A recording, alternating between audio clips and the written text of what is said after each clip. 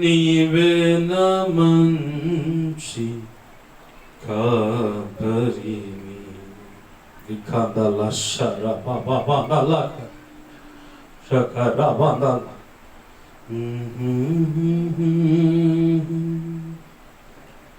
కాపరివి. పరిశుద్ధ గ్రంథాలు తెరుద్దామండి. ఎఫెసీలకు రాసిన పత్రిక 2వ అధ్యాయము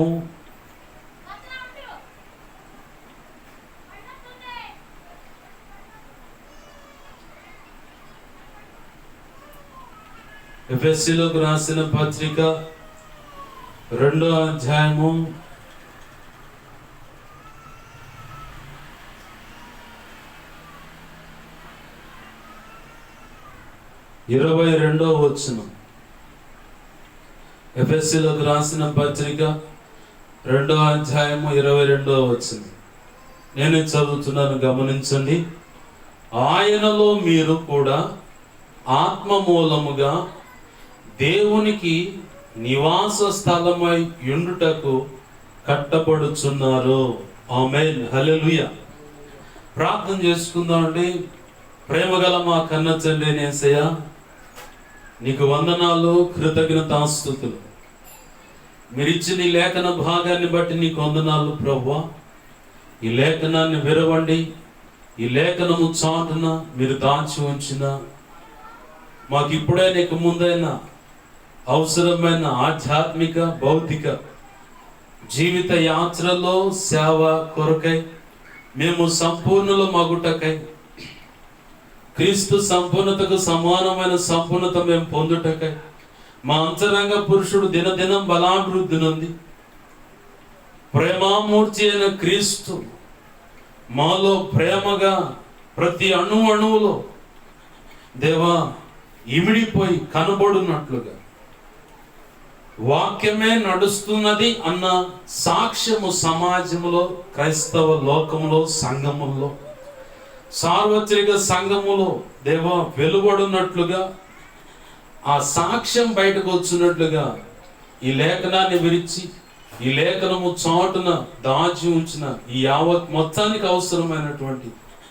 ఉపదేశమును, మర్మము, ఆత్మ ప్రత్యక్షతలో మర్మాలతో ఇమిడి ఉన్న సర్వ సంపూర్ణ సత్య ఉపదేశమును బయటకు తెచ్చి మీ పక్షం వహించిన మీ దాసుని నోట ఉంచి, మీ దాసుని నోటిని మీ నోటి బోరుగా మార్చి, నీ బలమైన వాక్శక్తినిచ్చి,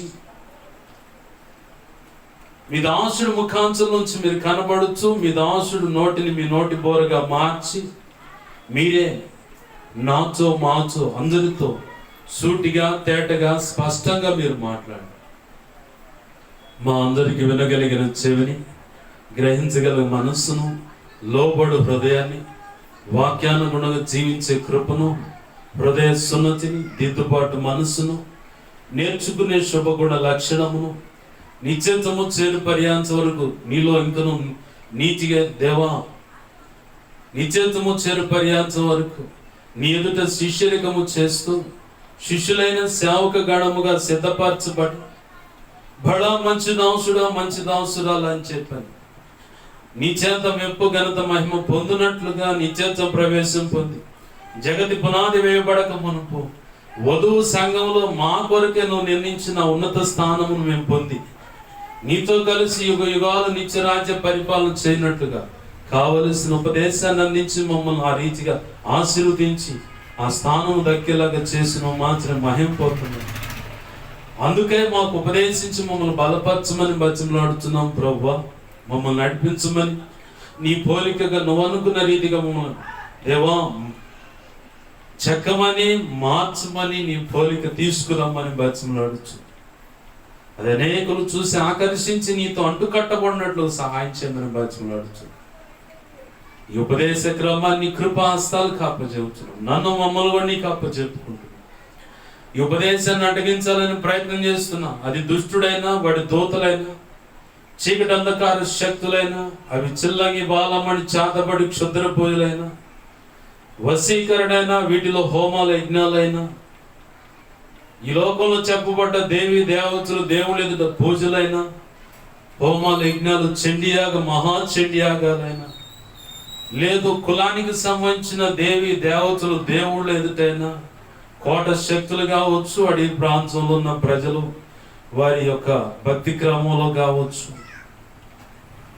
ఇక ఏ విషయంలో ఎంత ప్రమాదకరమైన సరే అవి ప్రయోగాలు, వాటి ప్రభావం పంపించబడిన వాటిని అన్నింటినీ యేసు నామములో నీవు నాకు ఇచ్చిన అధికారం చొప్పున బంధిస్తున్నా. నిత్య నరకానికి వాటిని యేసు నామములో అప్పజెప్పేస్తున్నా. వాటి ప్రభావం యేసు నామములో లయమైపోవును గాక.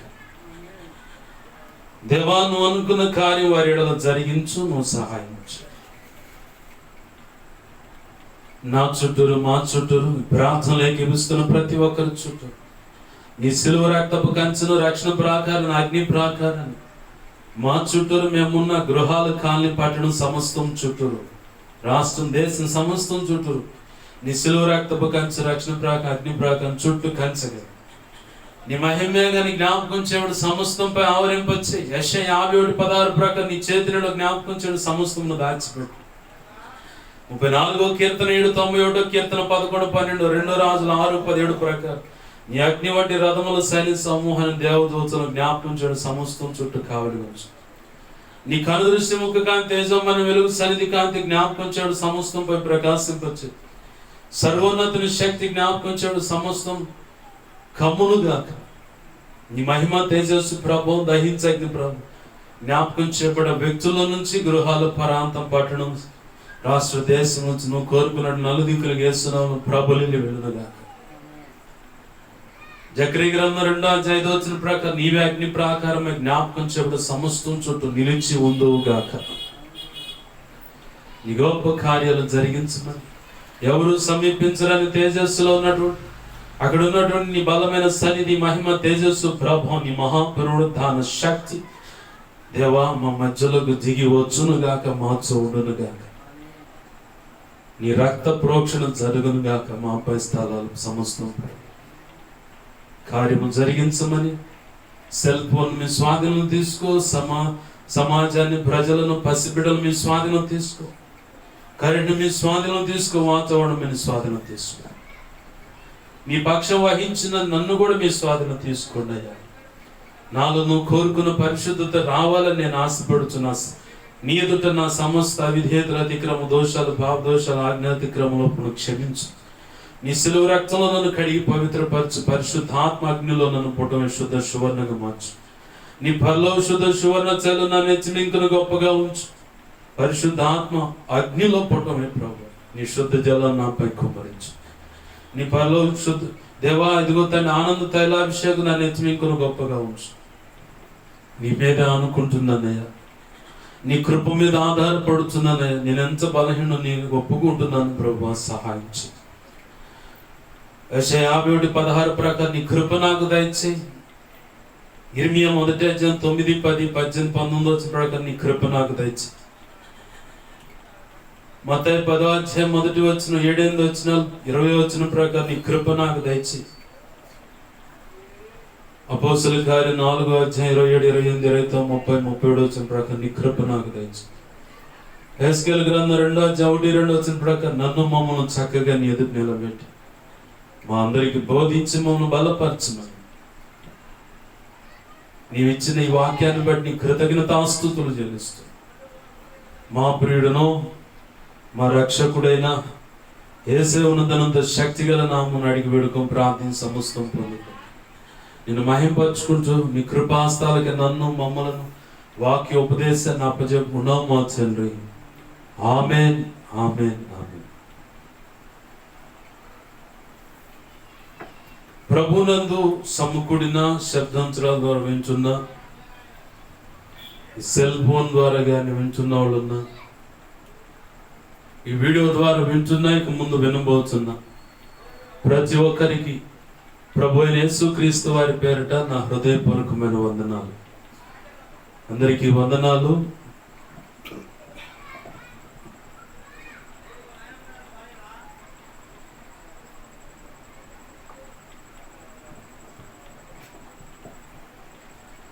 ప్రభునందు ప్రియమైన దేవుని బిడ్డలారా, గమనించండి. ఎఫెసీ పత్రిక 2వ అధ్యాయము చివరి వచనం అంటే 22వ వచనం, ఆయనలో మీరు కూడా ఆత్మ మూలముగా దేవునికి నివాస స్థలమై యుండుటకు కట్టబడుచున్నారు. దేనికంట? ఆయనలో మీరు కూడా. ఆయనలో అంటే ఎవరు? యేసు ప్రభువారు. యేసయ్యలో మనము కూడా ఆత్మ మూలముగా.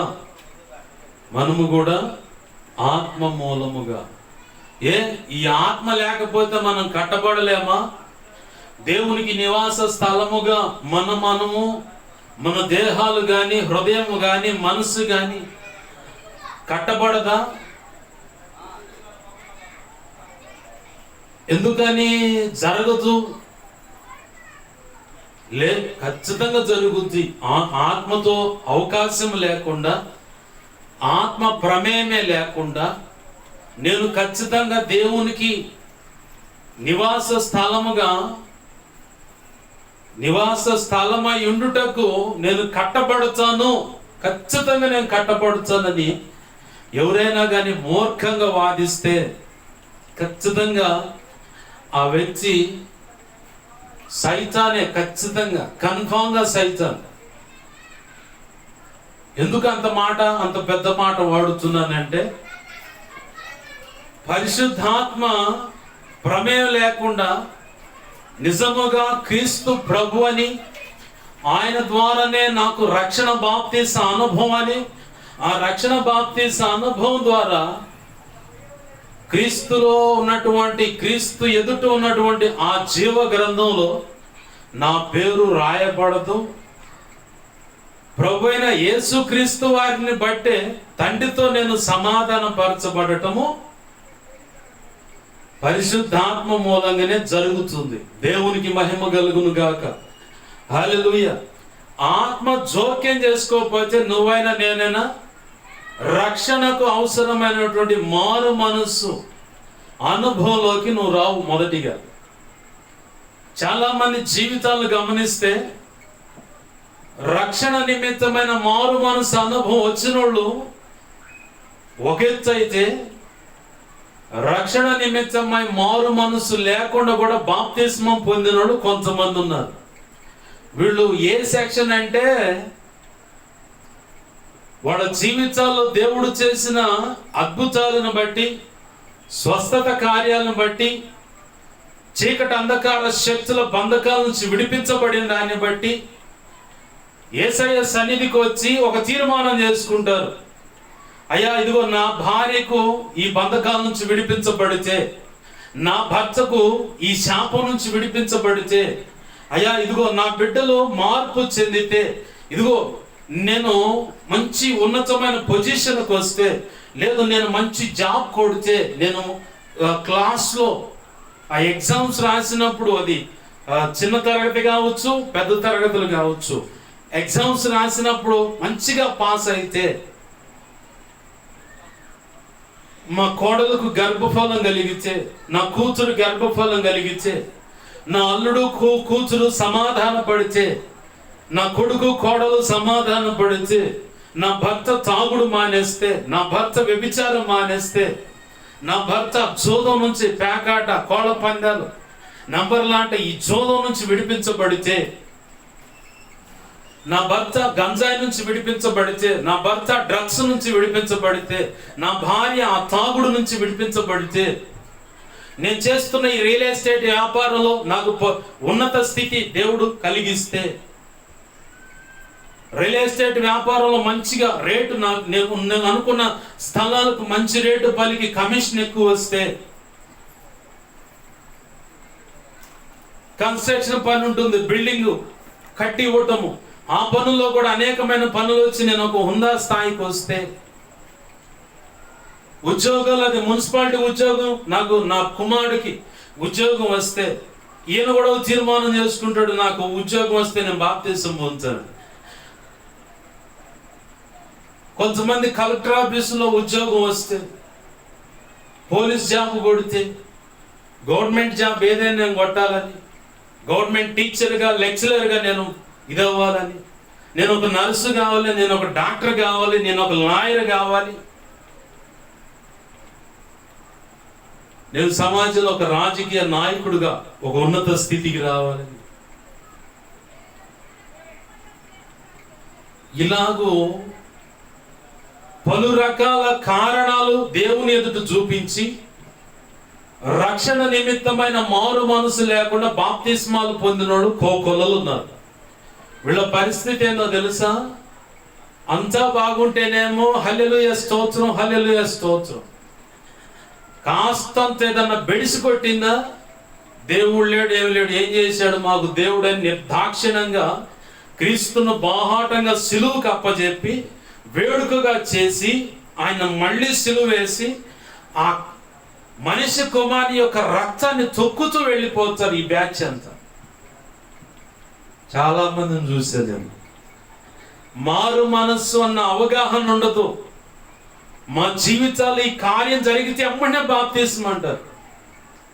సరే, బాప్తిసం పొందిన నువ్వు మంచిగా నడుస్తున్నావా? మళ్ళీ తప్పటడుగులు ఉంటాయి. కొంచెంసేపు ఏమో అటు, కొంచెంసేపు ఇటు, కొంచెంసేపు అటు, 2 అడుగులు అటు పడతాయి, 2 అడుగులు ఇటు పడతాయి. మారు మనస్సు పొందనటువంటి వ్యక్తులు బాప్తిసం పొందితే దేవునికి యేసయ్యకు అవమానం తెచ్చి పెడతారు, బాప్తిసం ఇచ్చినటువంటి దైవజనులకు అవమానం తెచ్చి పెడతారు, వెళుతున్న సంఘానికి కూడా తలవంపులు తెచ్చి పెడతారు. ఖచ్చితంగా ఇదే జరుగుతుంది. ఖచ్చితంగా ఇదే జరిగేది.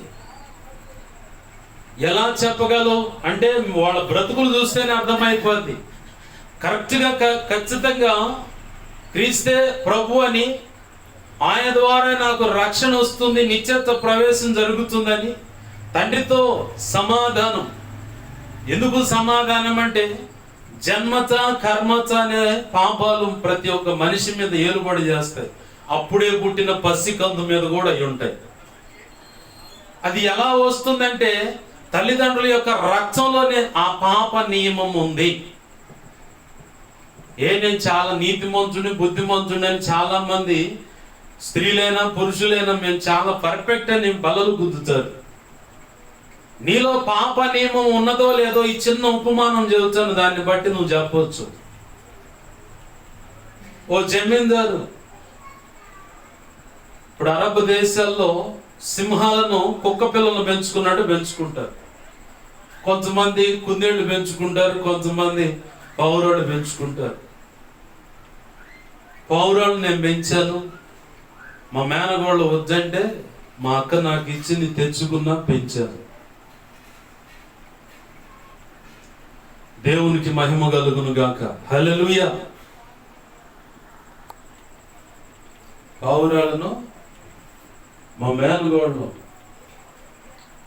వద్దంటే తీసుకెళ్ళరా అబ్బాయి అని చెప్పని మా అక్క అంటే తెచ్చుకున్నా, పెంచాను. కుందేళ్ళు కూడా కుందేళ్ళు ఇచ్చింది, ఒంటరిగా ఉంది. అది యూరిన్ బస్తే భయంకరమైన కంపు. ఒక లెక్క చెప్పాలంటే ఇన్ఫెక్షన్ కూడా అయింది. దాన్ని పెంటికైనా పసితనంలో పక్కలో వేసుకొని ఏవో తెగ మూసుకుంటా ఉంటారు. దానికి ఆహారపు అలవాట్లు వచ్చేసరికి కొత్తిమీర, పాలకూర, క్యాబేజీ, క్యారెట్, తోటకూర, కొత్తిమీర, పాలకూర మీద పురుగుల మందు చల్లుతారు రైతులు. ఎందుకంటే పసరు పురుగు బట్టి ఆకును పురుగుకొని తినకుండా వాటిని ఖచ్చితంగా నీళ్ళల్లో బాగా క్లీన్ చేసి వాటి ముందు పెట్టాలి. మాకు ఈ సంగతి తెలియక తెచ్చి పెడితే ఒకసారి చూరుకుంది. అది బ్రతికి బాగానే ఉంది. ఉండంగా చిన్నగా అది ఇన్ఫెక్షన్ అయ్యి నీరసమై చివరికి తేడా పడి చచ్చూరుకుంది. కొంతమంది పౌరాలు పెంచుతారు, కుందేళ్ళు పెంచుతారు, కుక్కలు పెంచుతారు, పిల్లులు పెంచుతారు. మొన్న ఒక అక్క చూపిస్తా ఉంది పిల్లిని, 30,000 అంట ఆ పిల్లి. మనం వీడియోలో చూస్తూ ఉంటాం కదా, ఒకడు అది పిల్లి ఆటగాచనంగా వస్తునేదో కింద పోల్చునేసరికి ఆ యజమానుడు చూసి పటా పటా పటా 4 బాధంగానే అది చూసి అది సరి చేస్తుంది. అలాంటి పిల్లి అనమాట. ఇక్కడే నషాపేటలో ఉంది ఒక అక్క దగ్గర జత పిల్లులు ఉన్నాయి, మేల్ ఫీమేల్. అక్కని అడిగితే దీని రేటు కనీసం 30,000 అయ్యా.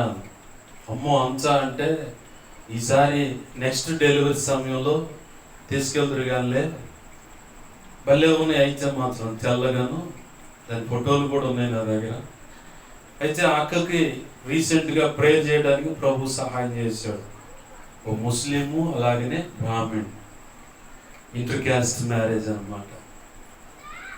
అక్క నువ్వు దగ్గరికి వెళ్ళి ప్రేయర్ చేయడానికి, ఆ ఇంటికి ప్రేయర్ చేయడానికి వెళ్ళినప్పుడు అవి చూశాను. దేవునికి మహిమ కలుగును గాక. హల్లెలూయా. ఇట్లానే ఒక జమీందారికి సింహాన్ని పెంచుకోవాలన్న ఆశ కలిగింది. దైవజనుడు ఒఫీరే గారు ఈ ఉపమానం చదువుతుంటే విన్నాను నేను. ఓ ఆశ కలిగిందంటే ఎలా అంటే, నేను కూడా సింహాన్ని పెంచాలి, చుట్టుపక్కల ఉన్నోడు నా గురించి గొప్పగా చెప్పుకోవాలి అని చెప్పని తెచ్చుకున్నాడు. మాంసము రక్తం అనేది దానికి తగలనీయకుండా చాలా జాగ్రత్తగా పెంచుకుంటూ వచ్చాడు. ఆరు బయటకు వచ్చినప్పుడు జమీందారు గారితో పాటు బయటకు వస్తుంది. దీని మీద డౌటే అనమాట జమీందార్కి. గన్నెప్పుడు లోడ్ చేసుకొని దాన్ని పక్కన తెచ్చుకుంటాడు. చిన్నతనం నుంచి అది పెద్ద అయిందాక కూడా అదే అలవాటు. రాగానే బయట ఆరు బయట కూర్చోగానే అది వచ్చి చెయ్యి నాకుద్ది. మన నాలుక మీద చూడండి చిన్న చిన్న బత్తాయికాయ కానీ, నారింజకాయ కానీ, కమలంకాయ కానీ దాని లోపల తిత్తులు ఉంటాయి. అట్లానే మన నాలుక మీద కూడా కనబడకుండా చిన్న చిన్న చిన్న పీసుల్లాగా ఉంటాయి. అలాగనే సింహం నోటికి కూడా అలాంటి వాడిగా అంటే పొదులు గల ఆ పీసుల్లాగా అవి ఉంటాయన్నమాట. పసితనం కదా, పెద్దగా అనిపించలా. బాగా మంచిగా ఒక బలమైన ఓ సమయం వచ్చింది. ఆ సమయానికల్లా ఒక రోజు అట్లానే తన వాడుకు చొప్పున బయటకు వచ్చి కూర్చోగానే అది వచ్చింది. చెయ్యి యథావిధిగా నాగుతూ ఉంది. నాగుతుండగా ఆ నాలుగు మీద ఉన్నటువంటి మన చెయ్యను చూడండి. మనం ఏదైనా చర్మాన్ని అంటే కొంచెం నాలుగు చట్ట అంటున్నప్పుడు కొంత సమయం అలా బాగా రఫ్ చేస్తున్నప్పుడు తెలియకుండా మన చర్మం మీద మంట వచ్చింది. మరి మన నాలుకకి ఎంత అటువంటి రఫ్ అనేది ఉంటే మరి సింహానికి ఇంకొంచెం బాగా పదునైన అన్నమాట. అట్లా చర్మాన్ని నాకుతుండగా చర్మం చెగింది. రక్తం ఎప్పుడైతే దాని నోటికి తగలంగానే దాని చూపులో మార్పు వచ్చింది. గంభీరత్వం కనపడుతుంది ముఖంలో. స్వరం అంటుంది. ఇక జమీందారికి అర్థమైపోయింది, ఇది ఖచ్చితంగా నన్ను చంపుద్ది. చురుకు మనంగానే చేయి చూసుకున్నాడు. చెయ్యి తెగింది. దాని నాలుకకు ఇతని యొక్క రక్తం అందింది. వెంటనే గర్జించడం మొదలు పెట్టంగానే గన్ను లోడ్ చేసి ఉందిగా, అంతే పెట్టి గుండెలు సరిగా కాల్చిపడేశాడు. దీన్ని బట్టి ఏమర్థం అవుతుంది? దానిని ఎంత నిష్టగా పెంచినా దానికి ఆ రక్తం అనేది కనుక తగిలితే దాని స్వభావం బయటపడుతుంది. అంటే దాని రక్తంలోనే, జీన్స్లోనే ఉంది గర్జించే తత్వం, చీల్చి చెండాడే తత్వం. మనిషిలో కూడా ఆది దంపతులైన ఆదాం అవ్వల నుంచి ఆజ్ఞాతిక్రమం అనే పాప నియమం రక్తం నుంచి వచ్చింది. ఆ రక్తాన్ని శుద్ధీకరించడానికే పరిశుద్ధుని యొక్క రక్తం కావలసి వచ్చింది. కాబట్టి ఆ రక్తమే క్రీస్తు ప్రభు పరిశుద్ధమైన రక్తము కలిగి భూమి మీదకి వచ్చి ఏ దేవుడు దేవత చెప్పలేనటువంటి ప్రపంచానికే సవాలు విసిరేసినటువంటి గొప్ప ప్రశ్న ఒకటి వేశాడు. ఏంటంటే, నాలో పాపమున్నదని స్థాపించగలవాడెవడు? నాలో పాపముందని నిరూపించగలవాడెవడు? చెప్పండి అన్నాడు. అలాగనే ఏ దేవి దేవత దేవుళ్ళు అనబడుతున్న వాళ్ళు కులానికో మతానికో ఎక్కడ ఎవరున్నా సరే, ఎన్ని కోట్ల మంది ఉన్నా సరే, నీ పాపాల కొరకు నీ కొరకు నేను మరణిస్తున్నానని చెప్పిన ఒక్కడు లేడు. ఎవరైనా ఉన్నారంటే ఆ ఒక్కడు యేసు ప్రభు మాత్రమే. దేవునికి మహిమ కలుగును గాక. ప్రతి ఒక్కడు ఎవడి కర్మకు వాడే బాధ్యుడు అన్నారు. మొన్న కొంగలగుంటలో కూటం జరిగింది.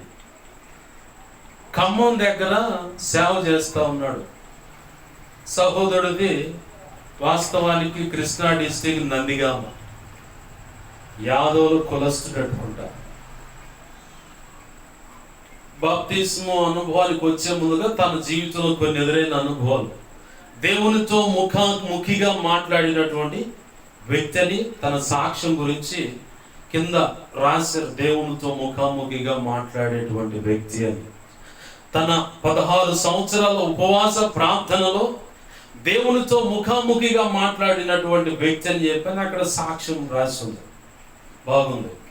వెళ్ళా. అయితే తన యొక్క సాక్ష్యము దైవజనులు పెద్దగా ఎక్కినట్టు అనిపించలేదు, కానీ నాతో ప్రభు మాట్లాడుతున్నాడు. బాగుంది. ఏంటంటే తనకు చాలా గొర్రె మందులు ఉండి ప్రతి ఏడాది వాళ్ళు నమ్మిన దేవుళ్ళ ఎదుట కొన్ని బలిచ్చేవాళ్ళట. ఎందుకంటే ఆ సంవత్సరం అంతా కాచి కాపాడినందుకు ఒక లెక్క. ప్రతి ఏటా ఏదో ఒక తెగులు ఆ గొర్రె మేకల్లో పడి కొన్ని జీవాలు చచ్చాయట. దీని నివారణ కోసమైనా సరే అని చెప్పని కొన్ని జీవాలను ప్రత్యేకపరిచి బలి ఇచ్చి అది ఆ ఉగ్రత శాంతి పరచుదాం అని చెప్పని ప్రయత్నం చేసేవాడట. ఎంత ప్రయత్నం చేస్తున్నా కానీ అసలు ఆ ఉగ్రత తగ్గేది కాదట. ఓ రోజు ఊరు బయటకు వెళ్ళిపో చెట్టు కింద కూర్చొని, ఇంటికి పెద్దవాడు ఇతను, కొద్ది గొప్ప చదువు ఉంది, ఊరు బయట చెట్టు కింద కూర్చొని మాట్లాడుతున్నాడు దేవునితో. ఓ భగవంతుడా, నువ్వే గనక ఉంటే ప్రతి ఏట ఇంత తెగులు మా జీవాలలో ఎందుకు వస్తుంది? ప్రతి ఏట నీకు ఇన్ని బలులు అర్పిస్తున్నారు కదా, నువ్వు అసలు ఉంటే ఎందుకని చెప్పని ఇలా ఆపలేకపోతున్నావు. అసలు మా అమ్మ నాయన వాళ్ళు నమ్మిన ఓ దేవుళ్ళు దేవతలారా రండి అనగానే ఇటు భూమి మీద వాళ్ళ పాదాలు లేవట, అటు ఆకాశం పైన లేవట, మధ్యలో తన కళ్ళ ఎదుట ప్రత్యక్షమయ్యారట. ఎవరెవరంటే అన్నయ్య చెప్పాడు, కనకదుర్గమ్మ, పేరంటాళమ్మ అని చెప్పని, వెంకటేశ్వరులని, ఆంజనేయుడని, ఇలా వాళ్ళు నమ్మిన దేవుళ్ళంతా వచ్చి వరుసగా అట్లా మధ్యలో అటు భూమి మీద పాదాలు మోపలేదట, నిలబడి చూస్తా ఉన్నారంట. పిలవంగాలు వచ్చారట, వచ్చి నిలబడి చూస్తా ఉన్నారంట. మీరే గనక మాకు తోడే ఉంటే మా జీవాలు ప్రతి సంవత్సరం ఎందుకు చనిపోతున్నాయి? మా కుటుంబంలో నెమ్మది లేకుండా, సమాధానం లేకుండా ఈ పరిస్థితులు ఏంటి? ఎందుకు? అసలు మీరేనా దేవుళ్ళు ఉంది? ఇంకెవరైనా ఉన్నారంటే వాళ్ళు ఏం మాట్లాడతలేదని మెలకుండా చూస్తున్నారంట. ఇక ఇతనికి కడుపులో మండి, ఓ అసలు సత్యమైన దేవుడా అనంగానే ఆయన పాదాలు వచ్చి భూమి మీద ఉన్నాయంట. దేవునికి మహిమ కలుగును గాక. హల్లెలూయా. అప్పటిదాకా గాలిలో కనపడుతున్న ఈ బ్యాచ్ మొత్తం ఒక్క దెబ్బతో ఎగిరిపోయారు. ఒక్కడు కనపడలేదు. ఆయన నోటి తెచ్చిన సాక్ష్యం. వాళ్ళ మీద నేను తప్పు మోపాలని కాదు, కానీ ఆ దైవజనుడు ఉన్నాడు, ఇప్పటికీ ఉన్నాడు. మొన్ననే కోటంలో సాక్ష్యం మీద వచ్చారు. ఆ వినిన సాక్ష్యాన్ని నేను చెప్తున్నాను ఈ పూట. ఒక్కడు లేడట. అట్లా చూస్తే అసలు అబ్బాబ్బా యేసు ప్రభు ఏమున్నాడు,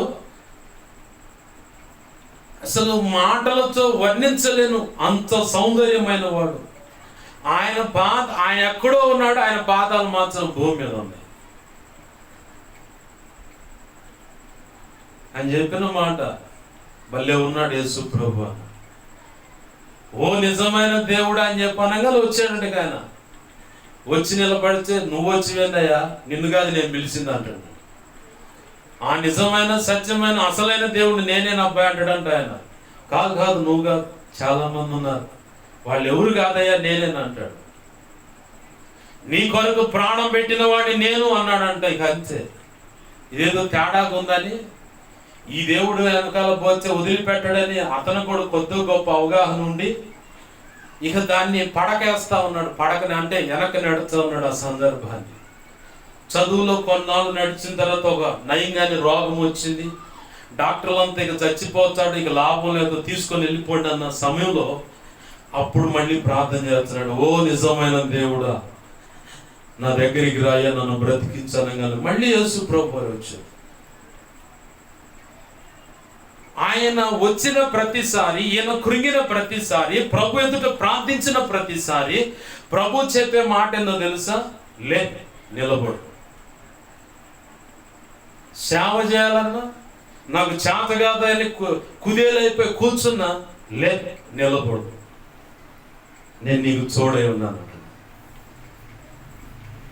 ఆ మరణకరమైన వ్యాధి బంధకాల నుంచి విడిపించి ప్రభు కృప దర్శించి రక్షించి రక్షణ పొందిన తర్వాత కులము కుటుంబీకులు మొత్తం వ్యతిరేకమైపోయారంట. మొత్తం వ్యతిరేకమైపోయారు. కులం వెలేసింది, మతం వెలేసింది, కుటుంబం అంతా దూరం అయిపోయింది, ఒంటరిగా మారిపోయాడు. ఆకలి దప్పులతో బజార్లో తిరుగుతూ ఉన్నాడు. పరిస్థితులంతా భయంకరమైన కఠినమైన పరిస్థితి. ఆకలి దప్పులు చలముటిస్తూ ఉంటే ప్రభు వచ్చి అంటాడు, ఏమయ్యా, బాప్తిసం పొందాను, నీ కొరకు నేను బ్రతుకుతా అని చెప్పాను, అలా వస్తే నన్ను ఇలా పస్తులు బండ పెడుతున్నావు ఏంది ప్రభు అంటే, ఫలానా చోటకు పోనేవాడు. లే, నిలబడు అనేవాడంట. ఫలానా చోటకు పోను కానీ అడగబోతే ఆ పూటకి అన్నం పెట్టేవాడంట, ముందుకు నడిపించేవాడంట. నేను గొప్ప సేవ చేయాలనుకున్నా, నాకు ఏదైనా సహాయం చేయి ప్రభు అంటే, ఫలానా వ్యక్తుల కోసం ప్రార్థన చేయకపోయి ఫలానా వాళ్ళకు ప్రార్థన చేయగానే నయంగాని జబ్బు. అది కూడా డాక్టర్లంతా చేతులు ఎత్తేసారు. మెదడులో లోపల నరాల ఇబ్బంది. డాక్టర్లు చెప్పేశారు, బ్రతకుడు చచ్చిపోతుంది లేదా చచ్చిపోతాడు, మగపిల్లగాడు చనిపోతాడని చెప్పనగానే అందరూ దిగాలు పోయారు. అనుకోని రీతిగా ఈ దైవజన్ యొక్క ఫోన్ నెంబర్ దొరికింది. ఫోన్ చేశాడు, వెళ్ళాడు, ప్రేయర్ చేశాడు, పక్కకు వచ్చాడు. ప్రభు మహా ఉచిత కృప చొప్పున ఆ వ్యక్తి స్వస్థపరచబడ్డాడు, సజీవుడిగా లేచి నిలబడ్డాడు. కుటుంబం అంతా ఇంటికి తీసుకొచ్చి నిలబెట్టి వాళ్ళ దగ్గర ఉన్న బంగారం అంతా ఒలిచి ఆయన ఎదురు పెట్టారంట. ఈయన అనుకున్నాడు, ఆహా, నాకు మందిరం కొనుక్కోవడానికి స్థలం దొరికింది, నాకు మందిరం కట్టుకుంటాను, ఇక పండగే అనుకుంటుంటే ప్రభు అంటున్నాడంట, ఆ బంగారం వాళ్ళకి ఇచ్చేసేయాలి. అసలుకే ఆకలి దప్పులు, ఇరుకు ఇబ్బంది, సరైన మందిరం లేదు. ఎట్ట ప్రభు అనుకుంటుంటే బంగారం ఎనికి ఇచ్చేయమంటున్నాడు. సరే, ఇది ప్రభు వద్దంటున్నాడమ్మా, తీసేసుకోండి అని చెప్పని ప్రేయర్ చేసి వెళ్ళిపోయాడంట. ఆ వ్యక్తుల మనసులో ప్రభు కార్యం చేశాడు. ఏంటంటే, ఆ ఖమ్మం ప్రాంతంలో చాలా పెద్ద పెద్ద ప్లాట్లు ఇళ్ళకున్నాయి.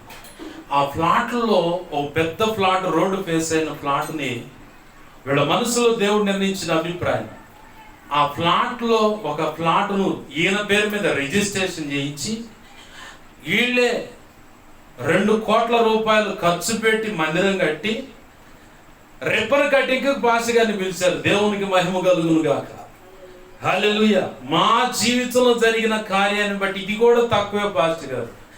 మీరు ఏది కావాలన్నా, ఎప్పుడు ఏదన్నా కానీ మీరు వచ్చి తీసుకెళ్ళవచ్చు. ప్రభు అన్నాడంట, నేను నీ పేరు మీద, ప్రభు చేయని తీర్మానం చేశాడు, నా పేరు మీద ఒక స్థలం రిజిస్ట్రేషన్ చేయించి ఒక మందిరం ఇవ్వయా అని ప్రార్థించినప్పుడు ప్రభు చెప్పిన మాట, ఖచ్చితంగా నీ పేరు మీద రిజిస్ట్రేషన్ ఒక స్థలం జరుగుతుంది, దాన్ని మందిరం కట్టిస్తానంటే నమ్మల. విశ్వాసంతో ప్రార్థన చేస్తాను కానీ నమ్మల. ఓ సమయం వచ్చింది, ప్రభు తన యొక్క విశ్వాసాన్ని స్థిరపరిచాడు. ఇదంతా ఎందుకు చెప్తున్నా, ఒక వ్యక్తి తన జన్మత కర్మత పాపాల నుంచి విడిపించబడాలంటే తాను నమ్మినటువంటి తాత ముత్తాతల పారంపర్యాచారం, అంటే తాత ముత్తాతల కాలం నుంచి వస్తున్న భక్తి క్రమంలో కొనసాగుతున్న తను కొలిచినటువంటి ఏ కుల వేల్పులో లోకంలో చెప్పబడుతున్న వేల్పులైన వారు ఎవరైతే ఉన్నారో వారు ఎవ్వరి ద్వారా కూడా ఆదరణ, నెమ్మది, సమాధానం, స్వస్థత రాలేదు. కానీ శాప బంధకాల నుంచి విడుదల రాలేదు, కానీ నా ప్రభు నజరేయుడైన యేసు క్రీస్తు ద్వారా మాత్రమే అది జరిగిందని సాక్ష్యం ఇచ్చాడు. అసలైన మారు మనసు అనుభవం ఇది. కొంతమంది అరాకొర మారు మనసు అనుభవంలోకి వచ్చి దేవునికి తలనొప్పులు తెప్పలు, దేవుని సంఘానికి చెడ్డ పేరు. పలానా సంఘానికి వెళ్తారండి వీళ్ళు, ఓ పక్క విగ్రహారాధన చేస్తారు, మరో పక్క యేసయ్యను పోతారు, మరో పక్క విగ్రహాల ముందు బలులు ఇస్తారు, మరో పక్క యేసయ్య కాడకు పోయి కానుకలు ఇస్తారు, ఓ పక్క గుళ్ళలకు కావలసినంత దాన ధర్మాలు, ధాన్యము, డబ్బు ఇస్తారు, కావలసిన విషయాలు అక్కడ కట్టడానికి తోడ్పడతారు. మరో పక్క దేవాలయం అంటే దేవుని చర్చికి వచ్చేసరికి ధాన్యము, దాన ధర్మాలు ఇస్తారు. ఈ రెండు రకాల ధోరణి వల్ల వీళ్ళకే నష్టం.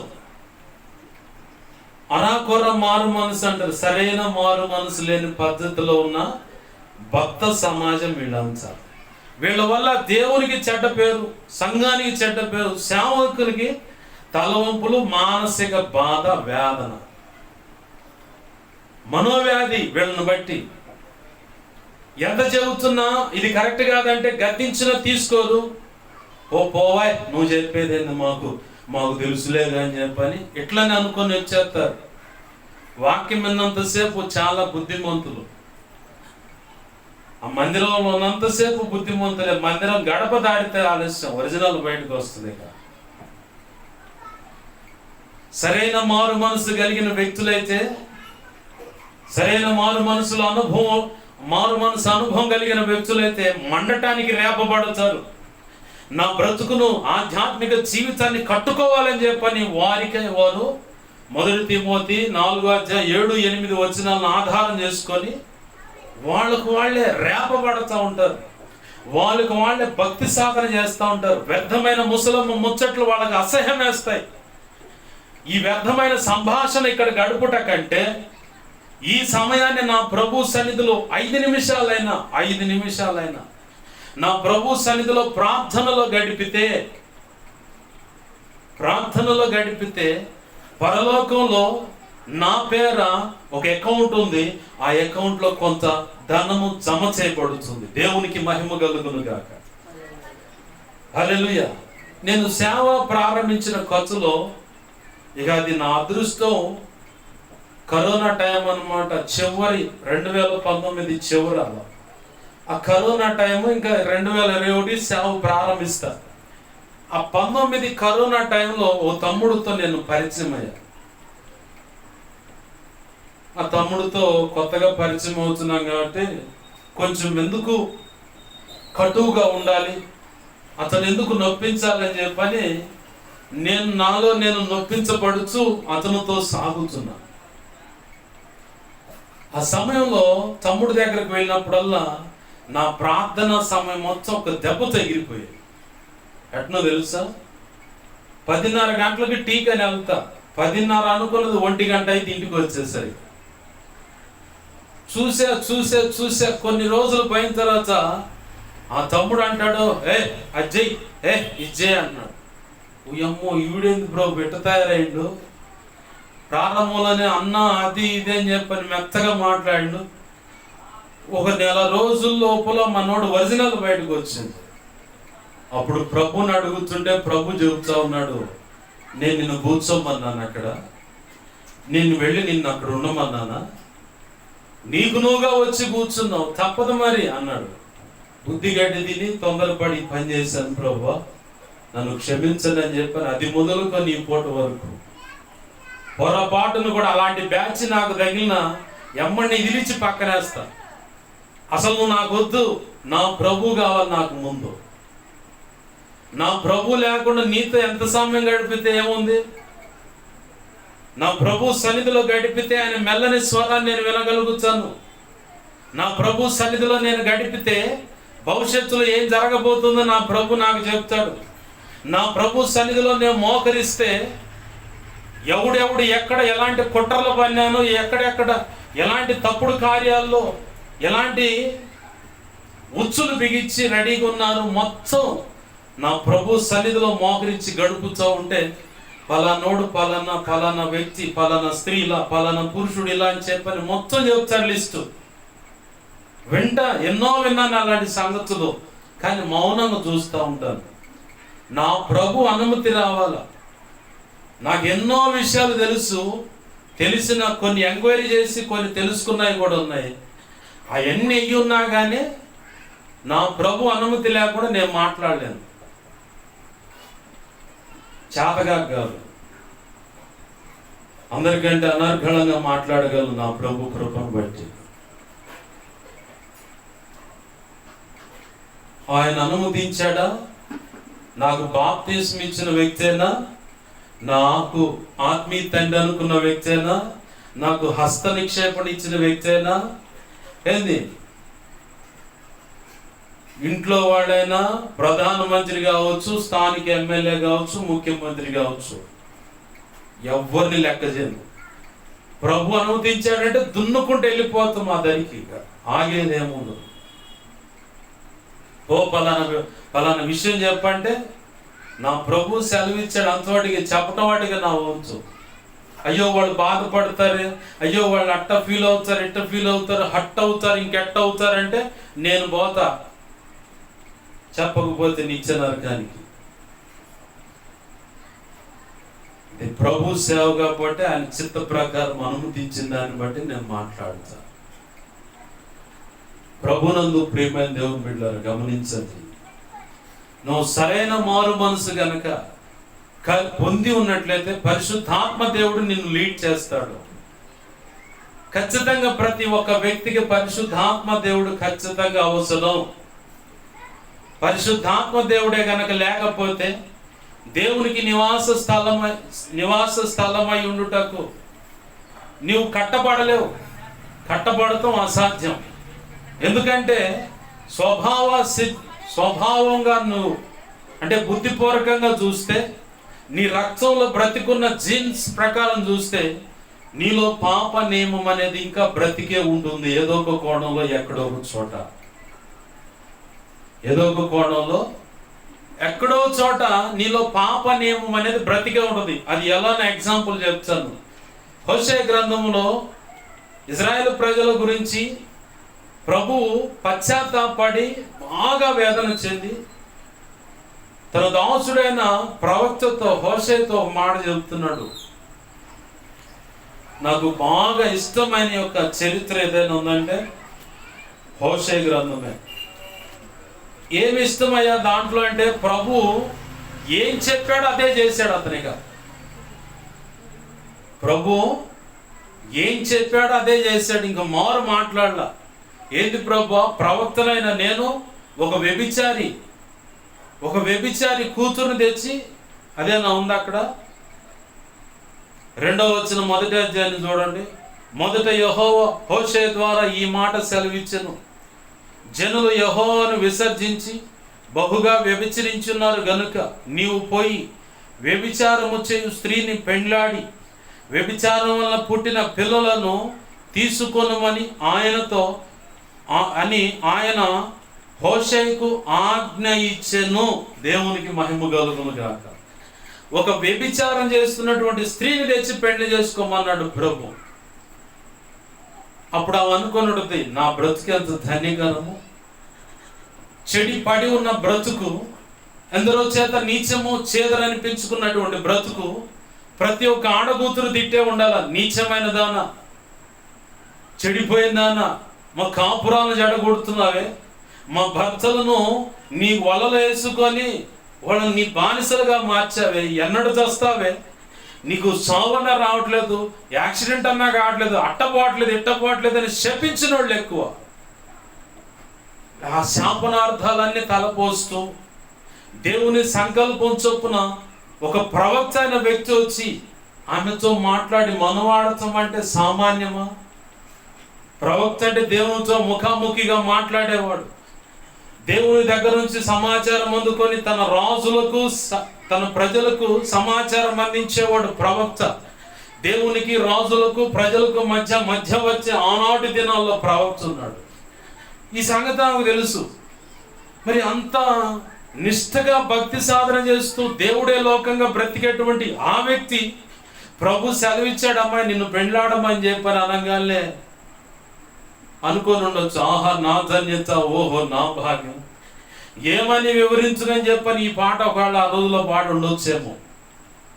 బాగుంది, పెండ్లాడాడు, పిల్లలు కూడా కంది. ఈ లోపల మళ్ళీ ఒక చెగురు పుట్టింది. ఎవడో ప్రవక్త దగ్గర ఏముంటాయండి? కన్నీళ్ళు తప్ప ఏముండవు, నిందలు అవమానాలు తప్ప, తృణీకాలు తప్ప, ఎవడికన్నా నచ్చకపోతే వాడు వచ్చి 4 దెబ్బలేయటం తప్ప, కాదు కూడదని వాడు పగ పెరిగితే జైల్లో పడేస్తారు. ఇయే ఉండేది ప్రవక్త దగ్గర. చరిత్రను చూస్తే అదే కనపడుతాయి. మీకా అనే ప్రవక్తను తీసుకుపోయి జైల్లో పడేస్తారు, ఇర్మియా అనే ప్రవక్తను తీసుకుపోయి గొంతులో పడేస్తారు. ప్రవక్తలు కొట్టారు, తిట్టారు, గందరగోళం చేశారు. ప్రవక్త దగ్గర ఏముంటే ఇయే కదా. ఈ సంగతులన్నీ ప్రారంభంలోనే అబ్బా నా ధన్యత బాగుందని చెప్పి అనుకుంది. ముగ్గురు పిల్లలు కంది. ఆ బిడ్డలు కనగానే ఇక తర్వాత మళ్ళీ ఎవడో ఒకడు మాయ మాటలు చెబుతూ ఉన్నాడు. ఆ మాయ మాటలు నమ్మింది, డబ్బు మీద ఆశపడింది, బంగారం ఆభరణాలు చూపించాడు. ఆహాహా, ఈ ప్రవక్త దగ్గర వస్తే నేను సుఖపడలేను, వీడి దగ్గర పోతే కావలసినంత సౌఖ్యాలు,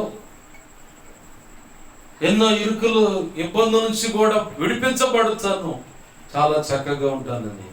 వాడేమో కపటంగా ఈమెను ఉచ్చేస్తున్నాడు, కపటంగా ఈమె మెడకు ఉరేస్తా ఉన్నాడు వాడు.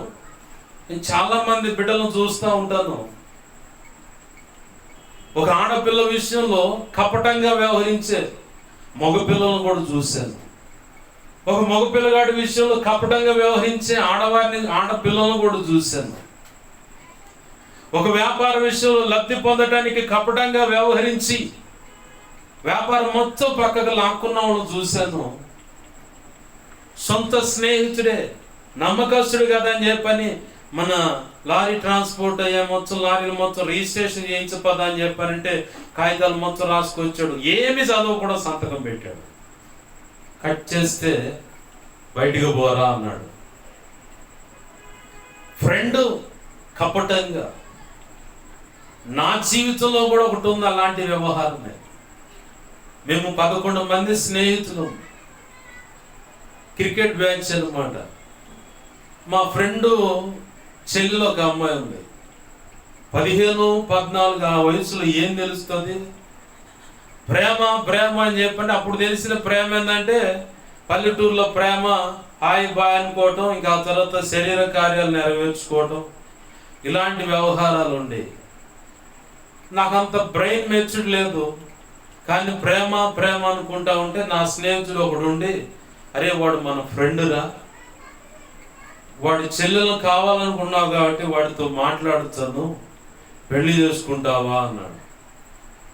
నేనేం మాట్లాడలా, మెలకుండా వాడు వెళ్ళిపోయి సమాచారం అందిస్తే వాడు నా స్నేహితుడు అన్నాడు, వేరొక విషయంలో అయితే నేను ఒప్పుకోను, పెళ్లి చేసుకుంటానంటే ఖచ్చితంగా మా అమ్మ నాయన వాళ్ళతో మాట్లాడి పెళ్లికి సిద్ధపరుస్తాను, పెళ్లి చేసుకుంటాడో లేదో అడగమని. ఇక బంధు, ఇక దరిదాపులు లేదు. తర్వాత నాకు అర్థమైంది, ఆడపిల్లల విషయాల్లో తొందరపడి ఏది కూడా నిర్ణయం చేసుకోకూడదు, ఏ విషయంలో కూడా తొందరపడకూడదు. నేను తొందరపడి వ్యవహరించిన దాన్ని బట్టి ఆడపిల్లలు ఎల్లరవుతారు తప్ప రెండోది కాదని ఇక తర్వాత ఎవరి విషయంలో కూడా తొందరపడి ఏ నిర్ణయం చేసుకోవాలి. కొంతమందిని గమనిస్తూ ఉంటాను, ఆ ఆడపిల్లల యొక్క అన్నయ్యలతో లేదంటే ఇంట్లోతో చాలా సన్నిహితంగా మాట్లాడుతూ ఉంటారు. వీడు కడుపులో ఇంకొక దురుద్దేశం ఉంటుంది, ఆ దురుద్దేశాన్ని నెరవేర్చుకోవడానికి వాళ్ళతో చాలా మంచిగా మాట్లాడుతూ చాలా సన్నిహితంగా అంతా వాళ్ళ మేలు కోరినట్టే. అసలు విషయం ఏంటి? వాళ్ళ చెల్లెలు కావాలి, లేదా వాళ్ళ అక్క కావాలా, ఎవరో ఒకళ్ళు కావాలి. అసలు విషయం వీడు చేసే వ్యవహారం ఏంది? నా బ్రతుకులో నేను చేశానండి అది. ఇవాళ నీ ముందు ఒప్పుకోకపోయినా రేపొద్దున క్రీస్తు న్యాయపీఠం మీద ఒప్పుకోలేదు. ఇలా కపటంగా చాలా మంది, ఇది ఆడపిల్లల విషయమే కాదు, ఇది వ్యాపారమైన, డబ్బు విషయమైన, ఆస్తి విషయమైన, స్థలాల విషయమైన, ఏంది బంగారు విషయమైన, ఉద్యోగాల విషయం, ఏ విషయంలో అయినా సరే కపటంగా వ్యవహరిస్తూ ఉంటారు. ఈమె దగ్గరకు వాడు వచ్చి కూడా కపటంగానే వ్యవహరిస్తూ ఉంటే ఈ తల్లి పోయి అంతే వాడు ఉచ్చులో పడదు, తీసుకొని వెళ్ళిపోతే మళ్ళీ వేదనకరమైన ఒకప్పటి పరిస్థితి. నా ప్రభు మళ్ళీ మాట్లాడి తన ప్రవక్తతో, అక్కడ వేలంపాటలో నీ భార్య ఉంది, పోయి తెచ్చుకో అని చెప్పనగానే, అదేంటి ప్రభు అంటే, తెచ్చుకోమన్నాగా, పోయి తీసుకొచ్చుకోపో, ఎంత ఖరీదైనా సరే చెల్లించు, అక్కడ నీ భార్యను తెచ్చుకోపో అన్నాడు. సరే ప్రభు అని వెళ్ళాడు. వేలంపాటలో ఉంటే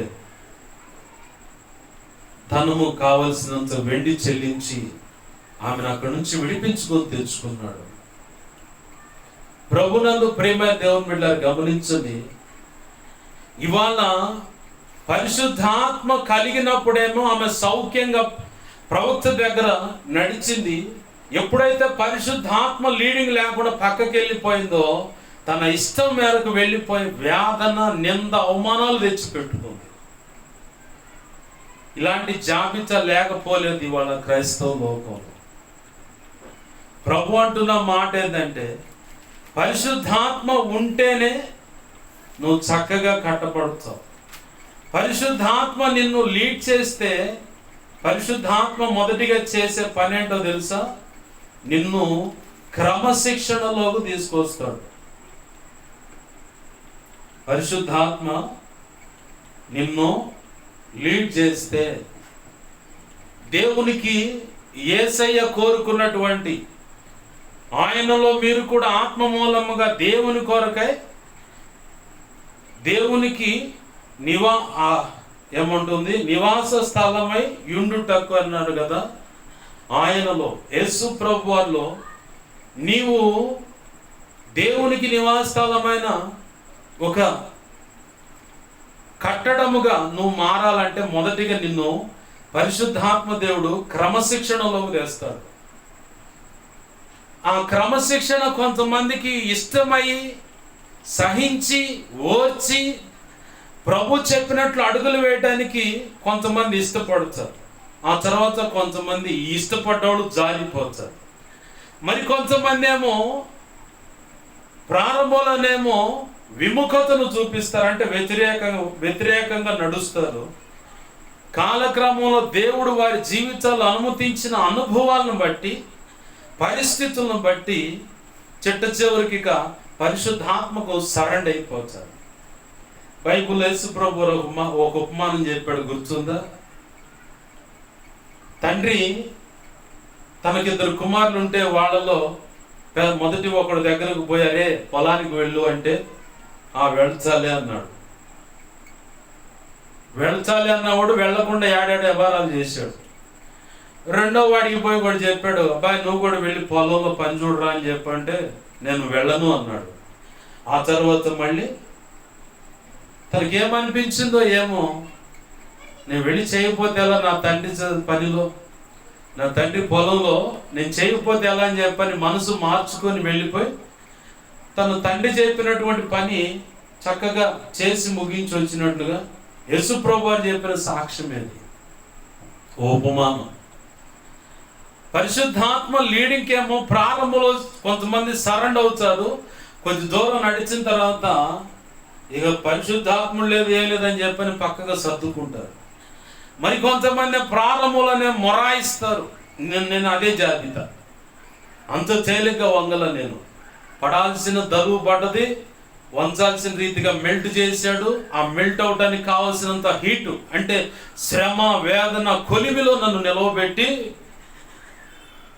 సామెతల గ్రంథం 3వ అధ్యాయం 1-8 భాగంలో ఒక మాట ఉంటుంది. ఆ మొత్తం నీకు ఆధ్యాత్మిక జీవితానికి అనుకూలమైన మాటలే. వాటిలో ఒక మాట ఉంటుంది, నీ సమస్త ప్రవర్తన అంతటి మీద ఆయన అధికారానికి ఒప్పుకొనుము, దేవునికి మహిమ కలుగును గాక. హల్లెలూయా. 1 దేవుడు, 2 యేసయ్య, 3 పరిశుద్ధాత్మ. త్రిత్వమైన దేవుడు అని కూడా చెప్పుకున్నా తప్పేం కాదు. ఈ వ్యాఖ్యానంలో ఆయన అధికారానికి ఒప్పుకోనమని. పరిశుద్ధాత్మ దేవుడు మొదటిగా నిన్ను దేవునికి నివాస స్థలమై ఉండుటకు నిన్ను కట్టడానికి మొదటిగా పరిశుద్ధాత్ముడు చేసే పని ఏంటంటే నీలో క్రమశిక్షణ వచ్చేలాగా నిన్ను ట్యూన్ చేస్తాడు. ఆ మధ్యకాలంలో ఒకగానొక ముద్దుల కొడుకు తండ్రి చాలా క్రమశిక్షణ పెడుతూ ఉన్నాడు. నచ్చట్లా పిల్లగాడికి. స్కూల్ డేస్ అంతే కనపడుతుంది, కాలేజ్ డేస్ లో కూడా అంతే కనపడుతుంది. ఏది చూసినా తనకే చెబుతున్నాడు పని అంతా. రే ఆ వాకిలి కాడ పట్టేంద్ర అట్టేసావు, సరిగా పెట్టు దులిపి అంటాడు.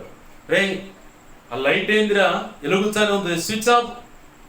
రే ఆ ఫ్యాన్ ఎందుకురా వ్యర్థంగా తిరగనిస్తున్నావు, ఆపు. రే ఆరు బయట ఎందుకురా నీళ్లు వ్యర్థంగా పోనిస్తున్నావు, ఆపు. ఆ పంపు నాకు ఏ అట్టే వచ్చావురా గేట్ వేయకుండా అని. ఇట్లా ప్రతిదీ ఇదే ట్యూన్. ప్రతి విషయంలో ఇలాగా క్రమశిక్షణ పెడతా ఉంటే ఈ కుమారుడికి నచ్చలా.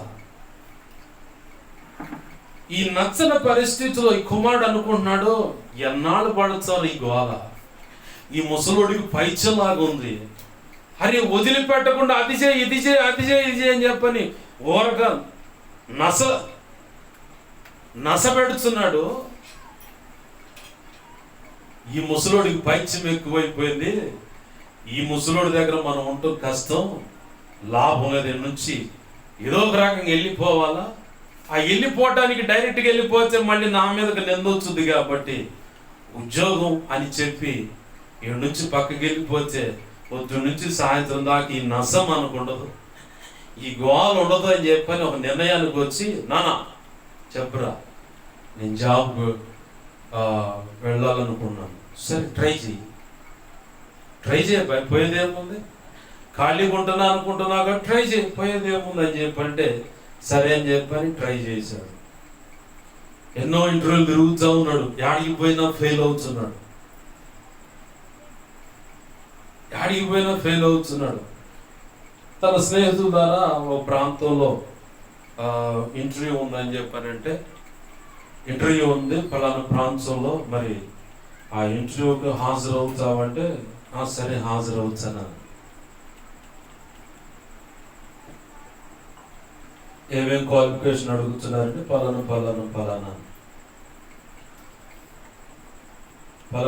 అని చెప్తా, అవన్నీ నీకు ఉన్నాయిరా, వెళ్ళి ట్రై చేయి, ఏమో భగవంతుడి దయ అన్నాడు. సరే ఈ ముసలోడుతూ ఈ నసాడ పడుతూ అని చెప్పని తన వంచుగా తాను ప్రయత్నం చేయడానికి వెళ్ళాడు. ఆ ఇంటర్వ్యూ బహు వింతైనది అనమాట.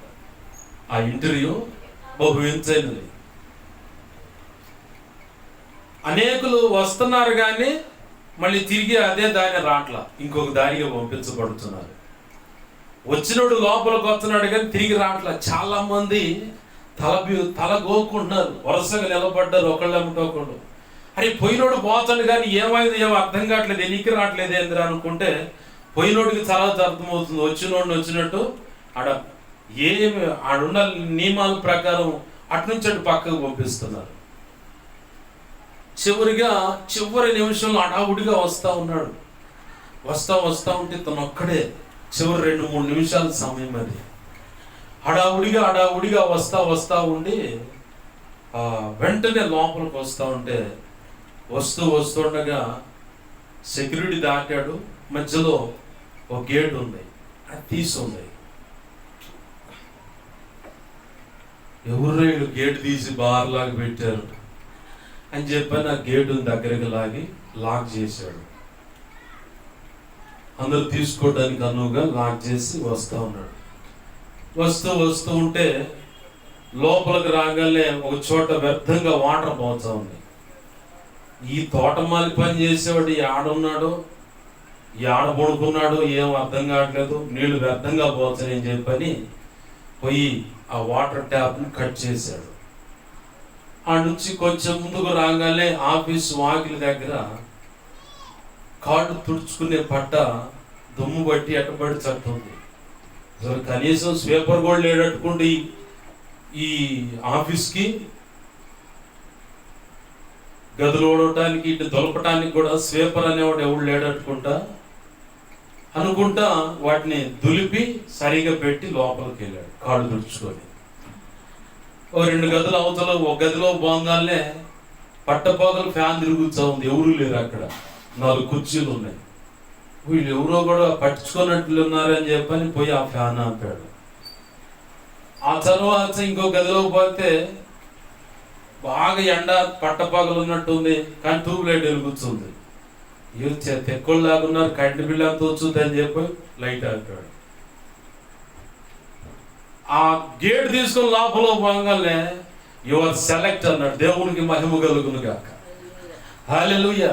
సెలెక్టా ఎట్టా ఏందన్న, నువ్వు ఆల్రెడీ మా ఇంటర్వ్యూలో పాస్ అయిపోయావు, అసలు నన్ను ప్రశ్న అడగలేదే, ఒక మాట కూడా అడగలేదే, అసలు మీరు ఎట్లాంటి ఆలోచన కలిగి ఉన్నారు నాకు తెలియలేదంటే, మేము ఆల్రెడీ సెలెక్ట్ చేసాము అబ్బాయి, నువ్వు పర్ఫెక్ట్, నువ్వే ఈ కంపెనీకి జనరల్ మేనేజర్ అన్నాడు. గుండె పట్టుకుంది. అసలు ఏమీ చేయకుండా జనరల్ మేనేజర్ అయింది. వీళ్ళేదో నన్ను జోకర్ చేయడానికి మాట్లాడుతున్నారంట అనుకున్నాడు. అప్పుడు చెబుతా ఉన్నారు, ఇతను అడిగాడు ఎలా ఇంటర్వ్యూ చేశారు మీరు, నువ్వు వచ్చేటప్పుడు గేటు బార్లాగా తీసుంది, అవునా, అవును బార్లాగా తీసుంది అంటే తీసే ఉంది, దాన్ని దగ్గరకేసి లాక్ చేశారు.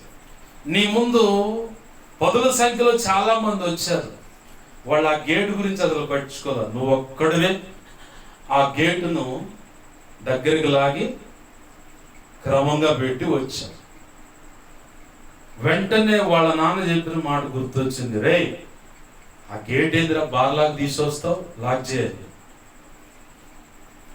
వాళ్ళ నాన్న పెట్టిన క్రమశిక్షణకు వీళ్ళు పెట్టిన టెస్ట్కి ట్యూన్ అవుతుంది.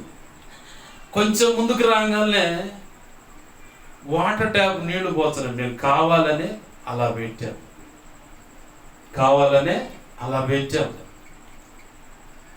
అయితే నీ ముందు 10ల సంఖ్యలో వచ్చారు కదా, ఎవడు పట్టించుకోలేదు, నువ్వే పట్టించుకొని ఆపావు. అప్పుడు వాళ్ళ నాన్న చెప్పిన మాట గుర్తొచ్చింది, రే నీళ్ళు ఎందుకు వ్యర్థంగా పోనిస్తావు, ఆ ట్యాప్ ఆపు. కొంచెం ముందుకు రాగానే నెక్స్ట్ టెస్ట్ ఏంది, కాళ్ళు దుడుచుకునే పట్ట. ఎంతో మంది దాని మీద కాళ్ళు దులుపుకున్నారే కానీ చిందరవందరగా ఉన్నది, దాని మీద గలీజుగా ఉందని చెప్పని దులిపి దాన్ని పక్కకు నెట్టి దాన్ని శుభ్రంగా ఆడబెట్టి నీ కాళ్ళు తుడుచుకొని వచ్చిన వాడు నువ్వు ఒక్కడివే, మిగతా వాళ్ళు ఎవరు చేయాలి. అది మేము కావాలని అలా పెట్టాం. వాళ్ళ నాన్న చెప్పిన మాట గుర్తొచ్చింది, రే వాకిటికాడ పట్ట దుమ్ము బట్టి ఉందా, దులుపు సరిగా పెట్టది అని చెప్పాను అన్నమాట. ఆ తరువాత లోపలికి రాగానే ఫ్యాన్ ఒకటి ఒంటరిగా తిరుగుతూ ఉంది, కింద ఎవరు లేరు.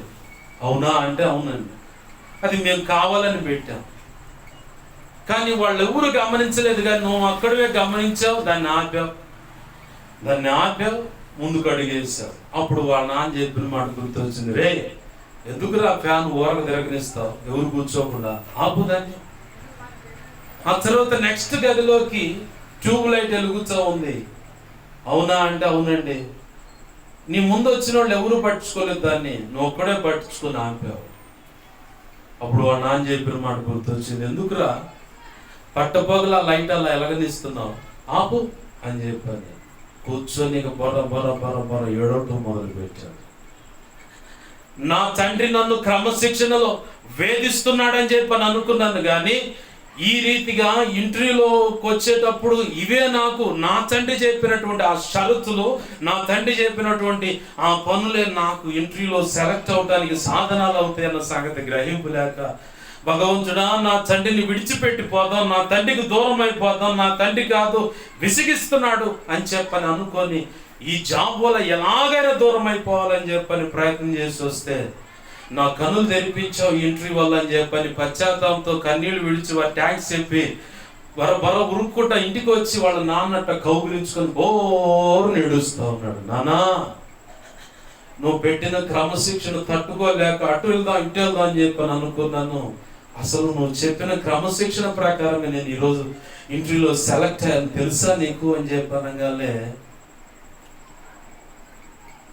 పెద్దోడు కాదు, అనుభవం కలిగినోడు కాదు, సరేలే ఇంకెప్పుడు అలా అనుకోమాక, నీ మేలు కోరేనయ్యా నేను చెప్పేది అని చెప్పని దగ్గరకు తీసుకొని హత్తుకొని బిడ్డను ప్రోత్సహించి ముందుకు నడిపించాడు. ఇదే కోణంలో తండ్రి అయిన దేవుడు సంకల్పించిన ఉద్దేశం, కుమారుడు అయిన దేవుడు ఇచ్చిన ఆలోచన చొప్పున పరిశుద్ధాత్మ దేవుడు ఈ భూమి మీద నీ పక్క నుండి నువ్వు అవకాశం ఇస్తే నీలో ఉండి నిన్ను మొదటిగా క్రమశిక్షణలోకి తీసుకొస్తాడు. ప్రభు ఒక వ్యక్తిని ఆశీర్వదించాలంటే క్రమశిక్షణ చూస్తాడు. ఖచ్చితంగా అది ప్రార్థనలో క్రమశిక్షణ చూస్తాడు. నా బ్రతుకే దానికి నిలువెచ్చు నిదర్శనం, సాక్ష్యం కూడా చెప్తాను. బాప్తిస్మము పొందక ముందు 4 గంటలైతే ఒక కిరాయి కూడా పోయేవాడిని కాదు. 5:30 దాకా బజార్లో పడిగాపులు కాసి 10ంటికి ఏమో బజార్ నుంచి ఇంటికి వచ్చేవాడిని. బాప్తిస్మము పొందిన తర్వాత అదే 4 గంటలు కిరాయిలు వస్తే నేను పోయేవాడిని కాదు. 5:30 గంటల దాకా బజార్లో కనిపెట్టి 6:30 కల్లా బండి స్టార్ట్ చేసి 5:30 ఇంటికి వచ్చి బండి ఇంటికి లాక్ చేసి వెంటనే బండిలోనే ఉంటుంది బైబిల్, ఇంట్లో కూడా పోను. ఆ తాళాలు జేబులో పెట్టుకొని ఏమి తినకుండా మందిరంలోకి వచ్చి మోకాళ్ళ మీద ఉండి 10:30 అయిద్దో 11:30 అయిద్దో 1 గంట అయిన రోజులు ఉన్నాయి. కూర్చొని అమ్మ బయట పండుకొని, అమ్మ నిద్రపోతూ ఉంటుంది, నేను పళ్ళె మెదుడు పెట్టుకొని ఆ అర్ధరాత్రికాడ ఏంటయ్యా నా ఈ పరిస్థితి అని చెప్పని కళ్ళ నీళ్లు ఆ అన్నంలో పడుతూ ఉండే అయ్యే కలుపుకొని నేను రోజులు ఉన్నాయి. నాకేందుకు ఇలా అని చెప్పి అడుగుతూ కూడా కన్నీరు విడిచి ఆ కన్నీళ్ళు అన్నంలో పడుతుంటే వాటిని కలుపుకొని తిన్నాను. నేను సమాజానికి ఒక సాక్ష్యం చూపించడానికి, నా ప్రభువుతో ఒక క్రమశిక్షణ కలిగి నడవటానికి. దైవజనుడు చెప్పాడు షాలేం రాజు గారు, నువ్వు బాప్తిసం పొందావంటే సమాజానికి మార్పు చూపించాలా, నువ్వు బాప్తిసం పొందావంటే నీ ఇంటి వారికి మార్పు చూపించాలా, నువ్వు బాప్తిసం పొందావంటే సంఘానికి పేరు రావాలా. ఆ రీతిగా మంచి పేరు తెచ్చే వ్యక్తిగా నిన్ను చూసి అనేకులు మాదిరి చేసుకొని భక్తి సాధన చేయాలంటే నిన్ను నువ్వు భక్తిలో క్రమపరుచుకోవాలి, క్రమశిక్షణ కలిగి ఉండాలి. ఆ రోజు దైవజనులు చెప్పిన ఆ మాటలు, ఉపదేశం ద్వారా అందినటువంటి సంగతులు అన్ని ఆకలింపు చేసుకొని నా బ్రతుకుని ఎప్పటికప్పుడు క్రమశిక్షణలోకి తెచ్చుకుంటూ భక్తి సాధన చేస్తూ ఇప్పటికీ కూడా నా ప్రభువుకి ఇవ్వాల్సిన సమయం నా ప్రభువుకి ఇస్తాను. ఆలస్యం అవుతున్నానంటే ప్రభువుని బతిమలాడుతూ ఉంటే ఇక్కడి నుంచి, ప్రభువా ఆలస్యం అవుతున్నాను, క్షమించండి. ఎందుకు ఈ మాటలు చెబుతున్నంటే, భక్తి సాధన చేస్తున్నామంటే సాధన కాదు, మొదటిగా ఒక క్రమశిక్షణను చూపించాలా. నీవు మారేవన్న సంగతి ముందు నీ ఇల్లు గమనించాలి, నీ చుట్టూ ఉన్న సమాజం గమనించాలి, నీ సంఘము గమనించాలా. తద్వారా లోకంలో ఉన్న సంఘాలు, పరిశుద్ధులు కూడా గమనించాలి. అది ఇంట్లోనే సాక్ష్యం పొందలేకపోతుంటే మనం ఈరోజు మా మేనమామ కొడుకుని, అంటే నాన్న తరపు మేనంత కొడుకు, వాడిని అడిగా, రే బాప్తిసం పొందిరబ్బా అంటే వాళ్ళ అమ్మకి వెళ్ళి వాళ్ళ నాన్నకి వెళ్ళి చూపించాడు. ఏం మారారా వాళ్ళు ఏం మారారు? ఎప్పుడు చూసినా కుమ్ములాంటే తిట్టుకోవటం, తట్టుకోవటం. ఆయన సంఘ పెద్ద, వీడిలు తాగుతుండు. యాక్సిడెంట్ అయి కాలు ఎగినా కానీ సిగ్గురాల, వీడిలు తాగుతుండు. అప్పుడప్పుడు క్వార్టర్ సీసా బిగిస్తాడు. సంఘ పెద్ద మళ్ళీ ఆ జలుబు వదిలేయటానికి ప్రభు ఒకసారి యాక్సిడెంట్ ద్వారా కాలు ఇరిగింది, అయినా కానీ సిగ్గురాల. ఏం మారారా వాళ్ళు? నీ బ్రతుకును బట్టే నీ కుటుంబంలో ఒక వ్యక్తి రక్షించబడకపోతే ఖచ్చితంగా క్రీస్తు న్యాయపీఠం ఎదుట ఆ వ్యక్తిని బట్టి నిన్ను లెక్క అడుగుతాడు. ఆ వ్యక్తి రక్షణ రాకుండా చస్తే నిన్ను మాత్రం నిలబెట్టి నీ డొక్క పగలు తీస్తాడు అన్నమాట. సరైన క్రీస్తు న్యాయపీఠం అంగీకరించే సమాధానం గనక నువ్వు ఇయ్యకపోతే, నెట్టేండ్రా ఏమినో లేదా ఇతన్ని తీసుకుపోయి నెట్టేండి చీకటి గుహలో పడేయండి, వీళ్ళు బయటికి రారు ఇక్కడ అని చెప్పి నెట్టేస్తాడు. నీ కుటుంబంలో నీ భక్తిని బట్టి, నీ బ్రతుకును బట్టి, నువ్వు ప్రభుత్వ నడుస్తున్న తీరును బట్టి నీ బిడ్డలు కదిలించబడాలి, నీ కుటుంబీకులు కదిలించబడాలి, నీ బంధువులు కదిలించబడాలి. అది జరగట్లేదంటే ఖచ్చితంగా రేపొద్దున లెక్క అడుగుతాడు నా ప్రభు. మా మేనత్త అడిగింది ఈ election moment, last time election moment అప్పుడు, అలా ఉండాలి ఇలా ఉండాలి అంటున్నాడు వీడు, ఓటుకు డబ్బులు తీసుకుంటాడో లేదో చూస్తానని మా పెద్ద మేనత్త, మా నాన్నకంటే పెద్ద ఆవిడ, మొన్న ఈ మధ్య చనిపోయింది. ఇక్కడ కూడా కాలనీలోకి వచ్చింది. లాస్ట్ టైం ఓట్ల ఎలక్షన్ అప్పుడు ఆమె పెట్టుకున్న పరీక్ష నా ముందు, నాకు తెలియదు ఆ సంగతి.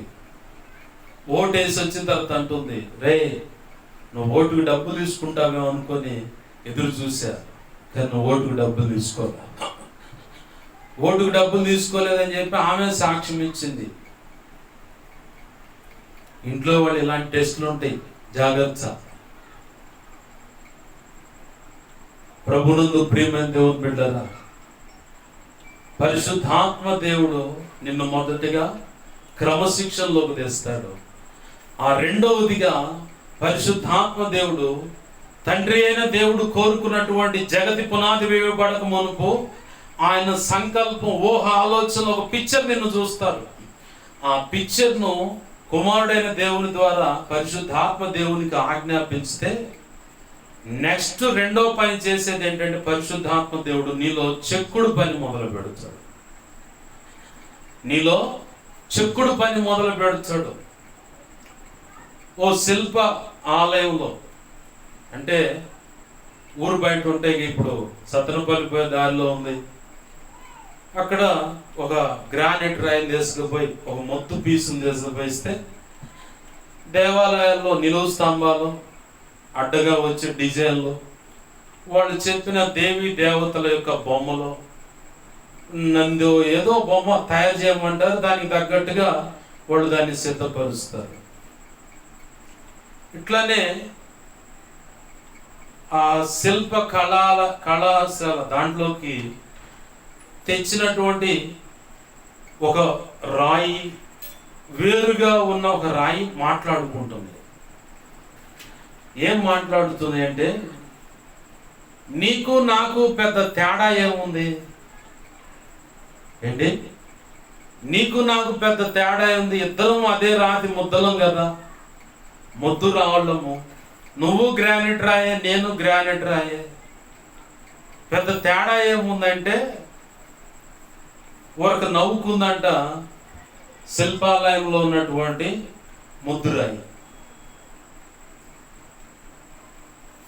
ఆ శిల్ప కళాకారుడు వచ్చి దాన్ని ఆర్డర్ చేసిన వ్యక్తి, ఇలాంటి శిల్ప కళము అంటే ఒక బొమ్మ, ఇలాంటిది నువ్వు ఈ ముద్దులో నుంచి తేవాలి, దానికి నువ్వు ఎంత టైం అయినా తీసుకో, ఇది మేము అనుకున్న ఊహా చిత్రం, దాని ప్రకారంగా దీన్ని సిద్ధపరచంటే దాన్ని డిజైన్ తీసుకున్నాడు. ఇక ఆ శిల్పాలయంలో ఇక వాళ్ళు ఉలి తీసుకొని ఇక మొదలు పెట్టాడు. మొదటిగా రఫ్గా ఐరన్తోనే రాయిని కట్ చేస్తాడు. ఆ తర్వాత చిన్న చిన్నగా ఘాట్లు పెట్టి ఒక డిజైన్ వేస్తాడు. ఆ తర్వాత ఉలి తీసుకుంటాడు. ఉలి తీసుకొని చిన్నగా ఒక్కొక్క కోపులో చెక్కటం మొదలు పెడుతూ ఉన్నాడు. ఈ బయట ఉన్న ఈ ముద్రాయి చూస్తానే ఉంది. ఈ శిల్పాలయంలో ఉన్న ముద్రాయి చూస్తానే ఉంది. బాగా చక్కగా అదిగో వాళ్ళు ఆర్డర్ ఇచ్చిన వారి యొక్క ఆలోచనకు అనుగుణమైన ఒక శిల్పం రెడీ చేయబడింది. లేదు ఒక దేవుడు అనుకుందాం. ముద్రాయేమో బయట రాళ్లతో, బయట పడేబడి కాళ్ళతో తొక్కబడుతుంది. అదే ముద్రాయి ఒక శిల్పాలయంలో ఇస్తేనేమో దేవుడు దేవతగా మార్చబడి పూజలు అందుకుంటుంది. వ్యత్యాసం ఏంటి? ఇక్కడేమో ఇది ముద్రాయిగా మిగిలిపోయింది, అక్కడేమో ఉలి యొక్క దెబ్బ తగిలింది, అంటే చెక్కుడు పని జరిగింది. చాలా మంది క్రైస్తవుల్లో పరిశుద్ధాత్మ దేవుడు మనలో చేసే పని ఏంటంటే చెక్కడం పని. ఆ చెక్కడం పనికి చాలామంది సస్యమీర ఒప్పుకోరు కాబట్టి వాళ్ళ బ్రతుకులు అట్టనే తెల్లారుతాయి. ఇప్పుడు మనము రాజుగారి యొక్క ముద్దు బిడ్డలం. పరిశుద్ధాత్మ ప్రమేయంతో బాప్తిస్మ అనుభవంలోకి వచ్చి రాజులైన యాజక సమూహం అంటే యేసు ప్రభు వారు యువరాజు లేదా రాజు, రాజులకు రాజు అని ఆయనకి పేరు. ఆయన బిడ్డలుగా, ఆయన ముద్దు బిడ్డలుగా మనం ఉన్నామంటే ఎవరు? మనం యువరాజులము, యువరాణులము. ఒక కోణం. అసలు కోణం అంటే ఆయన ఇష్టపడ్డటువంటి వధువులం మనం. వధువు సంఘములో ఒక పరమాణువులం మనం. ఆయన కోరుకున్న పోలికలో చెక్కబడుతున్న వారు. నువ్వు ఒప్పుకున్నా ఒప్పుకోకపోయినా కష్టంగా అయినా సరే నిన్ను బాధైనా చెక్కడం పని మాత్రం ఖచ్చితంగా చేస్తాడు. చెక్కడం పని జరిగితేనే నీకు విలువ వస్తుంది. చెక్కడం పని జరగకపోతే నువ్వు ఇక ఆ ముద్ర బయటపడేస్తే అందరూ చొక్కుంటా పోతున్నట్టుగా నీ బ్రతుకు మారిపోతుంది. చెక్కడం పని జరిగితేనే మ్యూజియంలో పెట్టినా, రాజుగారి భవంతిలో పెట్టినా, లేదంటే ఏదైనా ఫంక్షన్ హాల్లో పెట్టినా, ఎక్కడైనా దేవాలయాల్లో పెట్టినా భలే ఉంది ఈ శిలాఖండం అంటారు. ఏమంటారు? భలే ఉంది శిలాఖండం అంటారు. ఎప్పుడు జరుగుతుంది అంటే పరిశుద్ధాత్మ దేవుడు అనుమతి చొప్పున నీ జీవితంలో చెక్కడం పని జరిగినప్పుడు నిన్ను కూడా అలా అనుకుంటారు. అక్కడ శిల్పాలయంలో ఆ రాతిని, ముద్దు రాతిని అప్పచెప్పారు. ఈ కోణంలో ఇలాంటి ప్రతిమ అంటే ఇలాంటి బొమ్మ రావాలంటే దానికి తగ్గట్టుగా ఉలి దెబ్బలు పడ్డాయి, సుత్తి దెబ్బలు పడ్డాయి, ఎన్నో ఓర్చుకున్న పరిస్థితుల్లో ఆమె అంటే ఆ రాయికి తగిలినాయి కాబట్టి, జరిగినాయి కాబట్టి అది అలాగా అనేకులను ఆకర్షించే పాత్రగా మారిపోయింది. రాజులైన యాజక సమూహంగా మనం ఎంచబడ్డాం కాబట్టి రానున్న దినాలలో యేసు ప్రభు వారితో యుగ యుగాలు నిత్య రాజ్య పరిపాలన చేయవలసిన వారమై ఉన్నాం కాబట్టి ఖచ్చితంగా నీ జీవితంలో చెక్కడం అనే పని జరుగుద్ది. దానికి నువ్వు అంగీకరించాలా. అంగీకరిస్తే తేలికైపోద్ది, అంగీకరించకపోతే నీకే కష్టంగా మారిపోద్ది. నీకు పడాల్సిన తరువు పడతానే ఉంటుంది, ఆయన చేయాలనుకున్న పని చేస్తాడు. అదే నువ్వు ఒప్పుకున్నావు అనుకో, నీకు పడే కోటింగ్ ఉండదు. ప్రభు అనుకున్న పోలికలు నిన్ను చెక్కుతూ ఎప్పటికప్పుడు తట్టుకునే కృపనిస్తూ ఆయన అనుకున్న పోలికగా నిన్ను తీసుకుని వస్తా ఉంటాడు. ఆ రాజుగారు కుమారుడు ఉన్నాడు. రాజుగారి తర్వాత పరిపాలన చేయడానికి యువరాజు గారే ఏ విద్యను అభ్యసించకపోతే నిలువున తన ప్రాణాలు పోగొట్టుకుంటాడు, తన వారి ప్రాణాలు, రాజ్యం మొత్తం శత్రువుల చేతికి అప్పచెబుతాడు. అయితే రాజుగారు ఉండి పలానా చోట గురుకులం ఉంది, ఆ గురువు గారు అయితే మంచిగా మాకు విద్యా బుద్ధులు నేర్పాడు, యుద్ధంలో ఎలా కత్తి సాము చేయాలి, ఇవన్నీ విషయాలు మాకు నేర్పాడు. నా కుమారుడు కూడా ఇంకా గొప్పగా అభ్యసించాలి, అక్కడ మంచి నాకంటే గొప్ప రాజ్య పరిపాలన చేయాలని చెప్పని ఈ యువరాజు దేశంపై గురుకులంలో అప్పచెబుతూ గురువు గారు ఏం చెబితే చేయ, మారు మాట మాట్లాడమాట. సరే తండ్రి ఏం చెప్పన్నాడు, గురువు గారికి బాధ్యతలు అప్పచెప్పాడు, బయలుదేరాడు తండ్రి. ఈ కుమారుడు ఇంటికాడ కొనుక్కున్నాడు, కుదురుద్దా? హాస్టల్లో పంపించాం పిల్లలను చదువుకోమని. ఇంట్లో తప్పుడుదాన్ని పడుకుంటే హాస్టల్ వారిని ఒప్పుకోరు. 4 తగ్గిచ్చేనా చెప్పు, నీళ్లు ముఖాన్ని కొట్టే లేపుతారు. స్టడీ సమయం స్టడీకి లేవాలా, ఏంది meals time meals, dinner time dinner, లేదంటే టిఫిన్ టైం లంచ్ టైము, లేదా స్నాక్స్ టైము. ఖచ్చితంగా దాన్ని ఫాలో అవ్వాలి. ఒక ప్రిన్సిపల్ ఉంటుంది అక్కడ, దాన్ని ఫాలో అవ్వాలి ఖచ్చితంగా. అలాగనే ఈ గురుకులం కూడా గురువు గారు చెప్పినట్టు వినమన్నాడు తండ్రి. సరే నాన్న అన్నాడు. అలాగనే అడుగులేయడం మొదలు పెట్టాడు. ఒక సమయం వచ్చింది, రాజు ఆశించిన దానికంటే గొప్పగా ఆ కుమారుడు సిద్ధపరచబడ్డాడు. తను ఎదుర్కొన్న ఆ క్రమంలో, ఆ క్రమశిక్షణలో, ఆ విద్యాబుద్ధులు, యుద్ధము నైపుణ్యతలు అవన్నీ నేర్చుకోవటానికి తను ఎన్నో నిద్రలేని రాత్రులు గడిపాడు. తను ఎన్నో ఇరుకు ఇబ్బందులు ఎదుర్కొన్నాడు. తను ఉన్నటువంటి ఒకప్పటి సుఖ సౌఖ్యం అటువంటి బ్రతుకు నుంచి పక్కకు వచ్చి చెమట నోర్చాడు, కన్నీరు ఓర్చాడు. ఎన్నో రాళ్ల మధ్య కాళ్ళు పడి చితికిపోయిన పాదాలు చూశాడు. ఆకలి దప్పులు, నిద్రలేని పరిస్థితులు ఎన్నో చూశాడు. అన్ని పరిస్థితులు తను చవి చూశాడు కాబట్టి, అంటే రుచి చూశాడు కాబట్టి, ఇప్పుడు ఎవరు తన ముందుకు వచ్చిన, ఎటువంటి పరిస్థితుల్లో వాడు తన ముందుకు వచ్చిన వారికి అవసరమైన మాట అందించి వారిని బలపరిచి, ఓదార్చి, పురికొల్పి ముందుకు నడిపించగలుగుతాడు. పరిశుద్ధాత్మ దేవుడు చెక్కడం పని నీకు జీవితంలో జరిగేది ఎందుకంటే అనేకులను బలపరచడానికి. యెషయా 50:4-5 చెప్పబడ్డ మాట, ఒక మాట ఉంది అక్కడ, ఓరడించు మాటలు అని ఉంటుంది అక్కడ. ఓరడించు మాటలు అంటే గత కాలంలో నువ్వు ప్రభుతో నడుస్తున్నప్పుడు నీ జీవితంలో జరిగిన పొరపాట్లో, ప్రభు అనుమతించిన పరిస్థితుల్లో ప్రభు పాదాలు పట్టుకొని పెనుగులాడినప్పుడు ఆయన ఇచ్చిన కృప, సమాధానము, పరిష్కార మార్గం చూపించుంటాడు కదా. అది నీ వ్యక్తిగత అనుభవ జ్ఞానం. ఆ అనుభవ జ్ఞానం అలాగనే లేఖనాన్ని కూడా చూపిస్తూ అలాంటి పరిస్థితులు ఎవరైనా ఎదుటికి వచ్చినప్పుడు వాళ్ళని బలపరిచి ప్రభుతో అంటుకట్టి, ప్రభు ఇచ్చినటువంటి ఓరడించు మాటల చేత ప్రభుతో అంటుకట్టగలుగుతావు. ఈ అనుభవాలే లేకపోతే బాగా అప్పుల బంధకాల్లో ఎందుకు చచ్చిపోతే బాగుండన్న పరిస్థితులు ఎవరైనా నీ ఎదుటికి వచ్చారనుకో, వాళ్ళు కన్నీళ్లతో, వేదనతో, ముఖంతో దిగాలు పెట్టి నీకు చెబుతున్నారు ఆ విషయం. చేద్దాంలే ప్రార్థన అని నవ్వుతావు నువ్వు, ముఖాన్ని ఉమ్మేయటము, చేదరించి పక్కకు పోవడం జరుగుతుంది.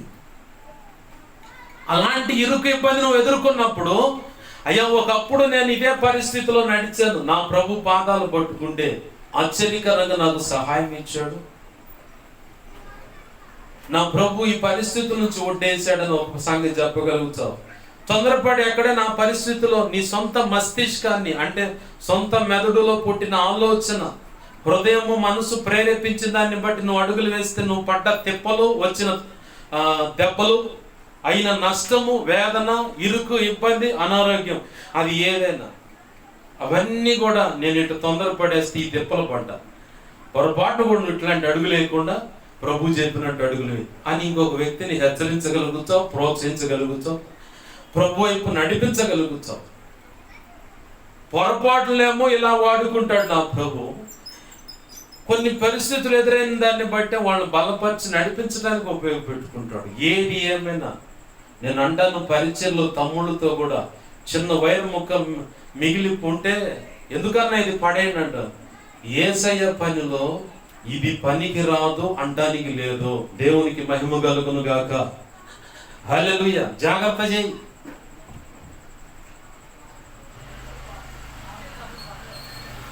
మధ్యకాలంలో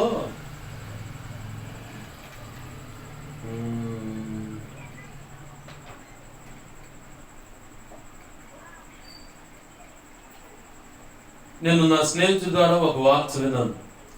పలానా దైవజనులు బాకాలు గట్టి యూనిట్లు ఉంటాయి, ఆ యూనిట్లు తీసుకెళ్లి ఉల్లిపాయలు కాల్చాను. ఏం చేయాలి మనిషి, ఉల్లిపాయలు గేయటం మీద నాకు తెలిసి వెళ్ళా. అయ్యా అవి నాకు ఇస్తారా అని అడిగేవాళ్ళని. చేసుకోపో అన్న. తీసుకొని వచ్చా. నా స్నేహితుడు కూడా 2 యూనిట్లు తెచ్చాడు. ఇవి కూడా పనిచేయట్లేదు చూడు అని. అవి 2 తీసుకొని వేరొక పని మీద గుంటూరు వెళ్ళినప్పుడు అక్కడ ఇచ్చా. ఒక దానికేమో మ్యాగ్నెట్ పోయింది అన్నాడు, వేసాడు. ఒకటి బాగానే ఉంది, డయాఫారం వేసి సరిపోద్ది అన్నాడు. ఈ 4 బాగు చేపిస్తే అయిన బిల్లు ఎంత అంటే 530 అంత. ఇప్పుడు అదే కొత్త యూనిట్ కొనాలంటే 1800. ఒకప్పుడేమో 1050 రూపాయలు. నేను కొన్నప్పుడు 2017 ఆ సమయంలో కరోనా రాకమునుపు ఒక యూనిట్ కొనాలంటే 1,150 రూపాయలు. అదే యూనిట్ ఇవాళ 1,800. ఎంత పెరిగింది? ఇప్పుడు ఈ ఉల్లిపాయలకి అయితే ఒక కేజీ ఉల్లిపాయలు వచ్చాయేమో. 3600 పెట్టి మళ్ళీ జత కొనాలిగా. అక్కడ నేను చేసిన ఖర్చు ఎంత? 530 రూపాయలు. వచ్చి మిగిలింది ఎంత? 3600లో 3100 సేఫ్. ప్రభు పనిలో పనికి రాదనుకోవడానికి ఏది లేదు. ప్రభు కొరకు నువ్వు వాడబడను అనుకోవడానికి కూడా ఏది లేదు. ప్రభు యొక్క అనుమతిలో నీ జీవితంలో ఎదురవుతున్న ప్రతి పరిస్థితి కూడా ఇంకొక వ్యక్తిని బలపరచడానికి, పురికొల్పటానికి, స్థిరపరచడానికి, ప్రభు కట్టడానికి ఖచ్చితంగా ఉపయోగపడుతుంది. అది ఒకవేళ ఈరోజు నీకు కనపడకపోవచ్చు. ఇందాక చెప్పాను కదా, నేను 2015 జనవరి 28వ తారీఖు బాప్తిసం పొంది సంఘంలో ఎంటర్ అయింది మొదలు. హోసన్నా మినిస్ట్రీస్ లో నేను చూశాను. ఎక్కడికి పోయినా వాళ్ళే వచ్చారు, సౌండ్ సిస్టమ్ పెడతారు, లైట్లు కడతారు. ఇంటోళ్ళు ఏదైనా బల్లలు తెచ్చుకుంటే ఆ బల్లల మీద స్టేజీ పెట్టుకొని చక్కగా ఆరాధన జరిగించి వాళ్ళు ఏదైనా పెడితే తింటారు, మళ్ళీ పెట్టాలని మొత్తం సర్దుకొని వెళ్ళిపోతారు. అది నాకు నచ్చింది. ప్రభుని అడిగినప్పుడు నా ప్రభు నన్ను ప్రేరేపించాడు. ఈ తంతంతా తండ్రి సన్నిధిలో కూడా జరగాలి. నా ఆత్మీయ తండ్రి దావీదు పాష గారికి కూడా చెప్పాను, అబ్బాయి మన సెక్షన్ కాదులే, దాని సంగతి పక్కన పెట్టాను. నేను మాత్రం పరిశుద్ధాత్మ దేవుడు నన్ను వదిలిపెడతలా, ప్రార్థన చేయండి. ప్రభు కృపను బట్టి 2021వ సంవత్సరం ఎంటర్ కాక మునుపంటే 2020 డిసెంబరు లాస్ట్ శుక్రవారం వరకు నేను తండ్రి సన్నిధిలోనే ఉన్నాను. ప్రభు వాక్యం ద్వారా సెలవిచ్చిన మాట చొప్పున 2021 జనవరి 1 నేను సేవ ప్రారంభించా వేరుగా. అంటే ఇంచుమించు 5.5 సంవత్సరాలు ఇలాగ బయట ఒక టీం ఉండాలి, 10 మంది టీం ఉండాలి. సౌండ్ సిస్టమ్, లైట్, వెనక స్టేజ్ డెకరేషన్, స్టేజ్ వాళ్ళు, ఏ సెక్షన్కి ఆ సెక్షన్ మొత్తం మీద ఒక 10 మంది ఉండాలి. దానికి ప్రత్యేక వాహనం ఉండాలి. ఇలా ఉండాలి ప్రభు అని చెప్పని 5.5 సంవత్సరాలు ప్రార్థన చేస్తే, కొన్ని రోజుల క్రితం నేను ఆ సాక్ష్యం విన్నాను. దైవజనులు ఇలా కూటాలు పెట్టాలని ఆశపడుతున్నారని. అప్పుడు నా ఆత్మీయ తండ్రి చెప్పిన మాట, మనదే సౌండ్ సిస్టమ్ తీసుకువెళ్ళి పెట్టాలి, వీలు పడుతుందంటే, ఓ ఎంత బాగా, ఖచ్చితంగా వీలు పడుతుందని చెప్పాను. ఇవాళ గొలుసు ప్రార్థనలో కూడా సాక్ష్యం ఇచ్చాను. మామూలుగా సాక్ష్యాలు చెప్పే టైంలో నాకు తెలియలేదు. అంటే మంగళ బుధవారాలు ప్రత్యేకంగా కొన్ని సమాజాలు ఇలాగనే కూటాలు పెడుతున్నామని చెప్పని ప్రకటించారు. అప్పుడు సాక్ష్యాల టైం అయిపోయింది. తర్వాత గొలుసు ప్రార్థనలో ఈ సాక్ష్యం ఇచ్చాను. 5.5 సంవత్సరాలు నేను ప్రార్థన చేశాను. నేను ఒక్కడిని, ఇంకోటికి చెప్పలేదు. ప్రభువే దీనికి సాక్షి. వ్యర్థమైపోల నా ప్రార్థన. విశ్వాసాన్ని బలపరచడానికి ఆయా సమయాలకు తగ్గట్టుగా ప్రార్థనకు ప్రతి సమాధానం ఇచ్చి నా ప్రభు నడిపిస్తూ ఉన్నాడు. ప్రభునందు నా ప్రయాస వ్యర్థమైపోయిందా? ప్రభునందు నాకు గుర్తొచ్చినప్పుడు ఆ విషయంలో ప్రార్థన చేశాను, వ్యర్థమైపోయిందా? 2 సంవత్సరాలు అద్దంకి రంజిత్ ఓఫిరే గారు తండ్రి సన్నిధి సభల్లోకి వచ్చి వాక్యం చెప్పాలని ప్రార్థించాను. 2018లో ఆయన వచ్చాడు. ఆ నెక్స్ట్ మళ్ళీ ఇంకొక బలమైన టార్గెట్ పెట్టుకున్నాను. డేవిడ్ పాల్ యాంగిచో భారతదేశానికి రావడానికి అతను గ్రీన్ కార్డ్ లేదు. అయినా సరే నా ప్రభుకు అసాధ్యమైంది లేదని ప్రార్థన చేశాను. 3 సంవత్సరాలు పైచులకే ప్రార్థన చేశాను. కానీ ఆయన రావడం ఏమో కానీ ప్రభు పిలుచుకోవటం అయింది. ప్రభు సన్నిధికి వెళ్ళిపోయాడు. మన అంత టార్గెట్ ఇక అంతే ఉంటుంది, కొండను కొట్టాలి ఇక అంతే. చరిత్రకి ఎక్కాలి నీ భక్తి, అది నా టార్గెట్. నువ్వైనా చరిత్రకి ఎక్కాలి. నేను భక్తి సాధన చేసిన చరిత్రకి ఎక్కాలి, అనేకులు చెప్పుకోవాలి. మనం చెప్పుకుంటాం. ప్రార్థనా వీరుల్లో ఒక ఆయన ఉంటాడు, మంచు కొండల్లో పడి మోకాళ్ళ మీద ఉండి ప్రార్థన చేస్తే చెమటలు పట్టాయి, తుమ్మితే నెత్తురు పడ్డది.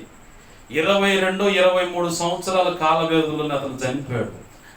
అతని యొక్క జీవిత సాక్ష్యాన్ని చదివి అనేక మిషనరీలుగా బయలుదేరి విలియం కేరీ కూడా భారతదేశానికి వచ్చాడు. హెడ్సన్ టైలర్, ఇలా చాలా మంది, డేవిడ్ బ్రెయినర్. ఆ సాక్ష్యాలు విని ఒక్కడు 23-22 సంవత్సరాల వయసులో మంచు కొండల్లో పడి గంటలు గంటలు ప్రార్థన చేస్తే చెమట పట్టిందట, తుమ్మితే నెత్తురు పడ్డదట నోటెమ్మటే. అయినా ప్రభు పాదాలు వదిలిపెట్టకుండా భక్తి సాధన చేశారు. అలాంటి చరిత్రకి ఎక్కాలన్నదే నా తపన.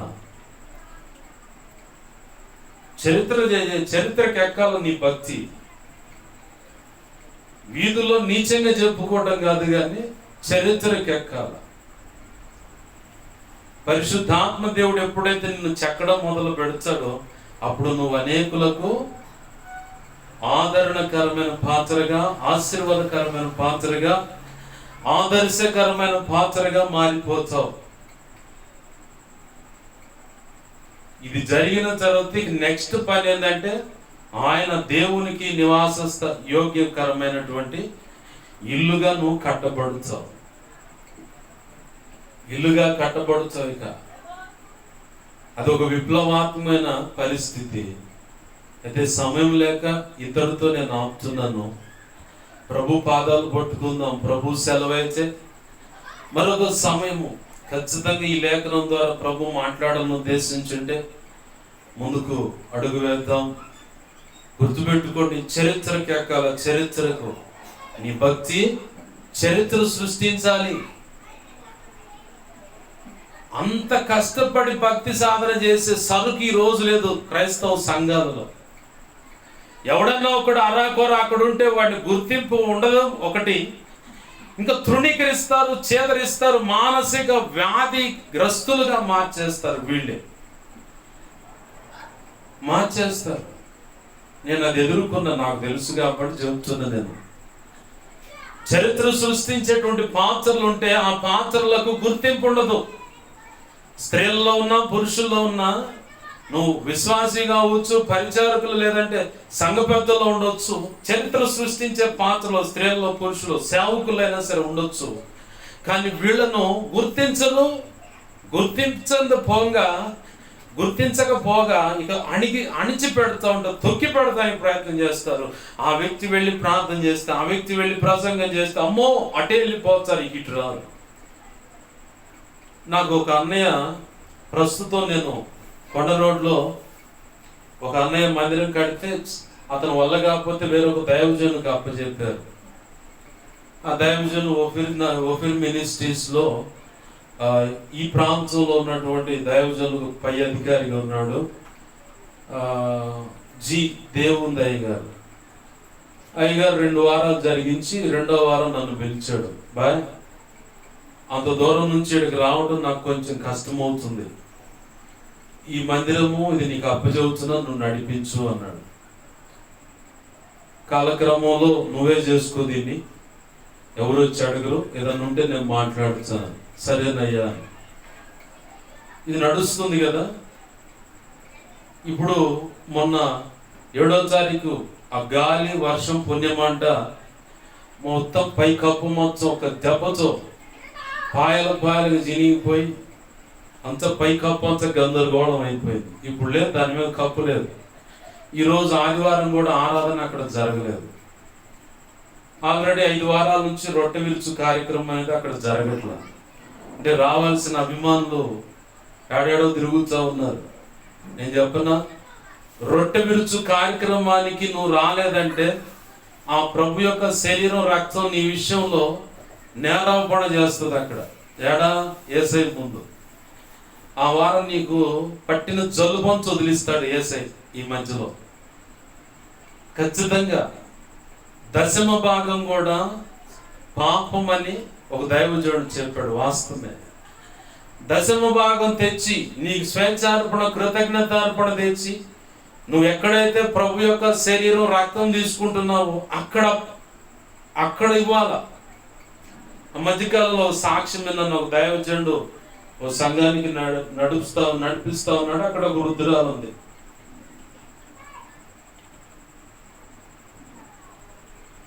చాలా ఆత్మీయురాలని చెప్పని, ఒంటరిగా ఉంటుందని చెప్పని ఆమె విషయంలో దైవజనుడు చాలా ప్రేమను కనపరుస్తూ ఉన్నాడు. ఎన్నో విషయాలు ప్రార్థన రిక్వెస్ట్ పెడితే ప్రార్థనలు చేశాడు. ఓ రోజు ఒక చాలా టాప్ మోస్ట్ ప్రార్థన రిక్వెస్ట్ పెడితే స్థలం అమ్ముడు పోవాలి, ప్రేయర్ చేయగా ప్రభు కృపను బట్టి అమ్ముడు పోయింది.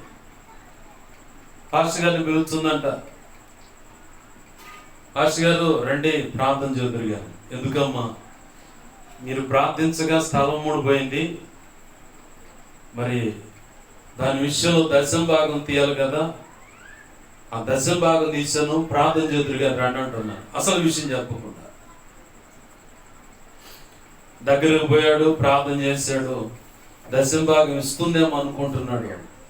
ప్రార్థన అంతా అయిపోయిన తర్వాత తల్లి ఒక మాట చెబుతుంది, ఈ స్థలం అమ్ముడు పోతే ఆ వచ్చిన రూపాయల దశమ భాగము కలవర్ టెంపుల్ సతీష్ కుమార్ గారికి ఇస్తానని ప్రభుత్వం ఒక నిబంధన చేసుకున్నాను అయ్యారు అన్నట. ప్రాణం చచ్చిపోయింది. ఆయనకి కడుపు మార్చుకొని రాత్రులు దేవుని సన్నిధిలో కనిపెట్టి ప్రభు పాదాలు పట్టుకుని, అయ్యా ఆ కుటుంబాన్ని కాపాడు, అయ్యా వాళ్ళ విషయంలో కార్యం చేయి. ఎవడని చేస్తాడా? ఏ తండ్రి చేస్తాడా ఈ పని? అసలు నీ కోసం నేను కడుపు మార్చుకోవడం ఏంది అసలు లెక్క అయితే? నీకు నాకు అసలు సంబంధం ఏంటి? ఇట్లా ప్రశ్నలు పుడతాయి. ఒక్కొక్కడు సేవకుడి విషయం భలే తృణీకారంగా తిరస్కారంగా ఉంటాడు. నీకు రోగం రొప్పు అక్కడ నొప్పి ఇక్కడ నొప్పి అనగానే సేవకుడు కావాలి, పరిగెత్తుతో సేవకుడు అని చెప్పని. మళ్ళీ నీ మనసులోనేమో సేవకుడు అంటే వాడు ఒక అడుక్కునేవాడు బెచ్చగాళ్ళ అన్న పరిస్థితులు కనపడుతావు. మరి నీకు రోగం వచ్చి రొప్పు వచ్చి ఎందుకు సేవకుడి దగ్గర పరిగెడుతున్నావు? నీ బంధువుల దగ్గర పరిగెచ్చు, నీ కుల పెద్దల దగ్గర పరిగెచ్చు, నువ్వు నమ్మినటువంటి వాటి దగ్గరికి పరిగెచ్చు, సాగిలిపోడు, నిలువు దోపిడి, ఏదో ఒకటి చెయ్యి. అవి మాత్రం చెయ్యం. ఎందుకంటే ఇలాంటి మొండి ఎవడి దగ్గర పోవచ్చు అంటే సేవకుడి దగ్గరే. వాడు పోతే పోయింది, కానీ మేము మాత్రం జాగ్రత్తగా ఉండాలి. ఆ సేవకుడు ఏం మాట్లాడలేదంట, ప్రార్థన చేసి మెలకుడు ఇంటికి వచ్చేసాడు. కొంతమంది మంచోళ్ళు ఉంటారు, దశమ భాగాలు తెలిసిపోయి ఇంకోసారి ఆడించడానికి. డబ్బు ప్రసంగం చేయట్లేదని పొరపాటున డబ్బు ప్రసంగం అనుకున్నట్టు దేవుని ఉగ్రత నీ మీద వచ్చి పడుతుంది అంతే. ఏం మాటలేదు. డబ్బు ప్రసంగంగా చేస్తుంది. నీ బాధ్యతను గుర్తు చేస్తున్నా. సంఘములో పేదలైన వారు పోషింపబడాలంటే నీ ఆహారంలో దశమ భాగం తీసుకురావాలా. నువ్వు వండుకొని తినే గింజల్లో దశమ భాగం. నువ్వేం మంచి బియ్యం వండుకో, రేషన్ బియ్యం తెచ్చి పాస్టర్ గారు ఇదిగో బియ్యం దశమ భాగం. ఆయనకి దొరకవాయి, ఆయనకి రావాయి. నువ్వేం మంచి బియ్యం తింటావాను, కోటా బియ్యం తెచ్చి పాస్టర్ గారికి దశమ భాగం అని ఇటువా. ఆశీర్వదింపబడతాను, శపించబడుతుంది నీ కుటుంబం. శ్రేష్టమైనది హేబేలు ఏం చేశాడు? తన ఉన్నటువంటి గొర్రెల మందల్లోకి వెళ్ళిపోయి బాగా బలము పుష్టి గలది ఆరోగ్యం కలిగిన శ్రేష్టమైన ఒక గొర్రెను తెచ్చి ప్రభువుకు బలి అర్పణగా చేశాడు. దాన్ని బట్టి హేబేలు అంగీకరించబడ్డాడు. హేబేలు ఇచ్చిన అర్పణ కూడా అంగీకరించబడింది. హేబేలు ఆశీర్వదింపబడ్డాడు. చరిత్ర పుటంలో అతను ఒక మంచి భక్తుడిగా చెప్పబడుతున్నాడు. ఇప్పుడు శపితమైన తీసుకొచ్చిన కయ్యనేమయ్యాడు? దేశ దిమ్మరై శపించబడ్డాడని ఈ నుదుటి మీద ఒక ముద్ర వేయబడి దేశ సంచారిగా మారిపోయాడు. ఏముందులే అన్న నిర్లక్ష్యంతో తీసుకొస్తే ఖచ్చితంగా నీకు వచ్చే రాబడిలో ముందు దశమ భాగం తీసిస్తే ఆశీర్వాదాన్ని చూస్తావు. ఆ మందిరము నాకు అప్పచెప్పాడు. సరే అని చెప్పని చేస్తా ఉంటే ఒక తమ్ముడిని అడిగారు, అన్నా ఇలా మందిరం పరిస్థితి ఇలా బాగోలేదంటే అతను అన్నాడు, ఆ మందిరమే నీకు పర్మనెంట్ గీయలేదుగా. నాకు అప్పుడు ఒక విషయం గుర్తొచ్చింది. ఇదే విషయం గుర్తొచ్చింది. చాలా మంది మేము మందిరం కడుతున్నాం, స్థలం కోసం ప్రయత్నం చేస్తున్నాం, మిమ్మల్ని ప్రభు ప్రేరేపిస్తే కానుక పంపించండి అనగానే అసలు అనకూడదు కానీ ఎగేసుకొని మరి పోయి కానుకలు తీసుకుపోయాడు అప్పచెబుతారు. ఆ వ్యక్తి ఎప్పుడు నీ దగ్గరకు వచ్చాడా? ఈర్ష్యతో చెప్పట్లే ఈ మాట. నా మనసును ప్రభు కదిలించిన విషయాన్ని బట్టి చెబుతున్నాను. ఎప్పుడన్నా వచ్చాడు, నీ ఇంటికి వచ్చాడా? ప్రే చేశాడా? అమ్మ ఎలాగున్నా బాగున్నావు లేదని ఎప్పుడన్నా పరామర్శించాడు? ఇంటికి వచ్చి ప్రభు వల్ల ఏమన్నా ఇచ్చాడు? అంత దూరం వచ్చి నీకేమన్నా దగ్గరుండి వాక్యం అందించాడా? ఏమి లేదు. మరి ఏ సంబంధం లేకుండా అక్కడికి ఎందుకు కానుక పంపిస్తున్నావు? అది కూడా దేవుని సేవనే కదా. నాకు ఇలాంటి గుర్తొచ్చి ఆ తమ్ముడు ఆ అన్నయ్య అడుగుతున్నప్పుడు నాకు అంటే ఈ మందిరం నాకు పర్మనెంట్ అయితేనే ఎవరైనా సహాయం చేస్తారనమాట. పర్మనెంట్ కాకపోతే ఎవరు సహాయం చేయరనమాట. అంటే ఇది దేవుని సేవ కాదా వాళ్ళ దృష్టిలో?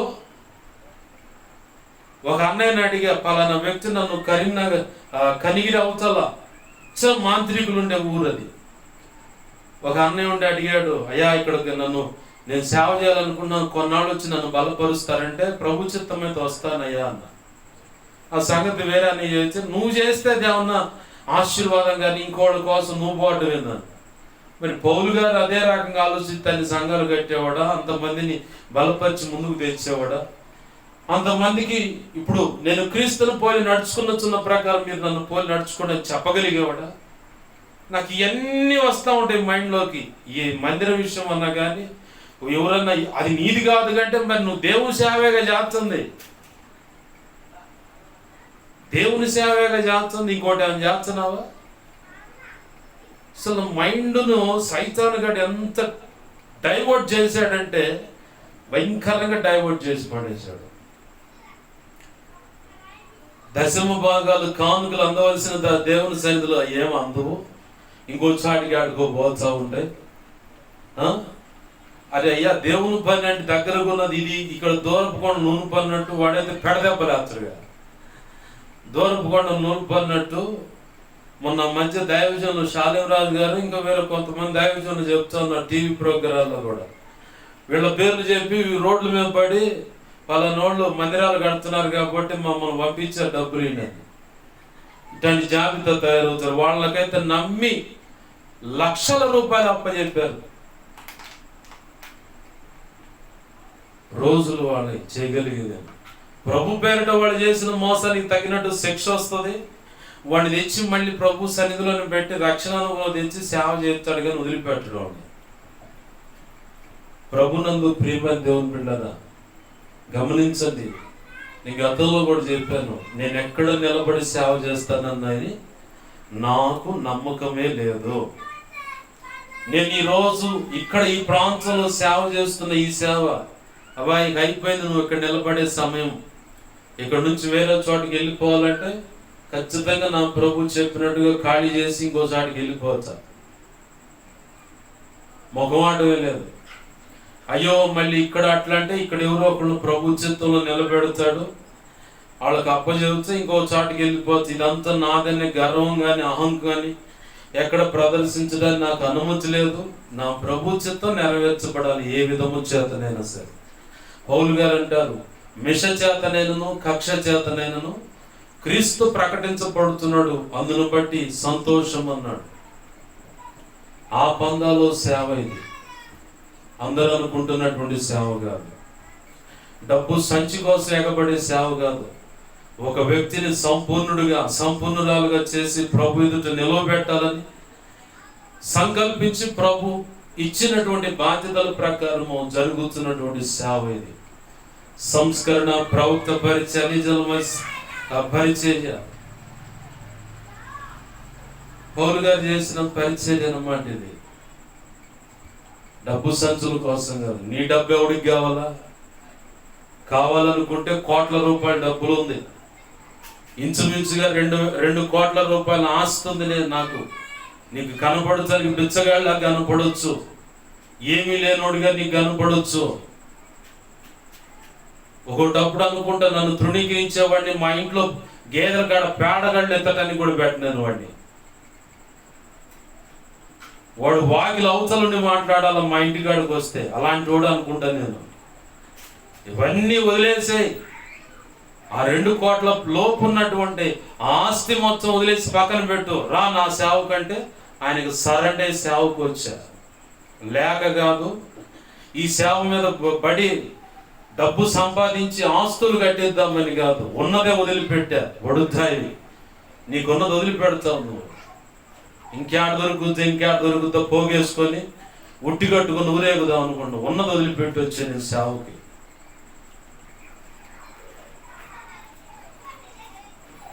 డబ్బు సంపాదించడానికి కాదు, నా ప్రభు సేవ చేయాలి. శపితమైనది నా కుటుంబం, నా వంశం. ఆ శాపం నుంచి విడిపించబడాలంటే ఆస్తి ఏమైనా పోతే పోయింది. ఈ శాపము దేవుడిచ్చిన శాపం అది నా కుటుంబానికి, నా వంశానికి. దాని నుంచి విడిపించాలంటే ఆయన మాత్రం విడిపించగలడు.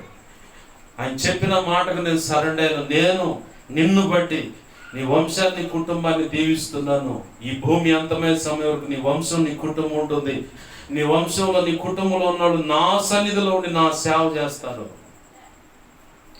మీ పట్ల ప్రత్యేకమైన ప్రణాళిక కలిగి ఉన్నాను. మీ పితరులను బట్టి నీ వంశం, నీ కుటుంబం శపించబడిందని. తొందరపడి సేవకుని ఒక మాట నోరు జారితే వరుస పెట్టి చచ్చారు మా ఇంట్లో 35 మంది. మా ఇంట్లో ఓట్లు 35 ఓట్లు వరుస పెట్టి ఒకడెమ్మటొకడు తెగులొచ్చిపోయినట్టు పోయారు. చివరికి మిగిలింది ఇవాళ ఇద్దరు ఆడపిల్లలు బయటికి వెళ్ళిపోయారు. వాళ్ళు లెక్క కాదు. ఆ ఇంటి పేరు మీద ఉంది ఇద్దరమే మేము. ఆ పెద్ద ఆయన కడుపును పుట్టినోడిని నేను, మా అమ్మ భారీగా ఉంది, నేనేమో కొడుకుగా ఉన్నా. సేవకుడు దిగితే వచ్చిన తెగులిది. మా బ్రతుకులేదు నా నాశనం అయ్యాయి. అందుకే ఆస్తి పక్కన పెట్టరా అంటే వదిలేసి వచ్చి ఆయన సేవలో ఉన్నా. నీ కళ్ళకు బిచ్చగాడిగా కనబడే ఎందుకు పనికిరాని వాడిగా కనపడొచ్చు. నేను నా స్థాయి నిన్ను నేను ఏడ చూస్తానంటే నా ఇంటి ముందు గేటు ముందు కూడా నిలబడద్దు, వాడిని అవతల పంపించండి అని చెబుతా. బాప్తిస్మం సేవ లేకపోతే నా ఒరిజినల్ క్యారెక్టర్ అది. ప్రభు సేవలోకి వచ్చాం కాబట్టి ప్రభు చెప్పినట్టు అడుగులు వేస్తూ మౌనంగా ఆయన వైపు చూస్తూ ప్రతిదీ ఆయనకు అప్పచెబుతూ వెళుతున్నాను. నిమిషాలు పట్టదు ఏదైనా చేయాలంటే.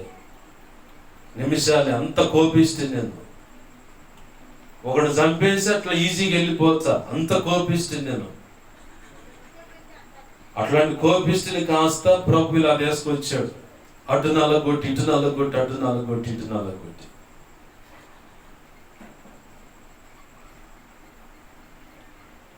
ఎందుకు ఆయనకి నేను సరెండర్ అయినంటే ఒకటే కారణం. చరిత్ర సృష్టించాల సేవలో, చరిత్ర సృష్టించాల భక్తి సాధనలో.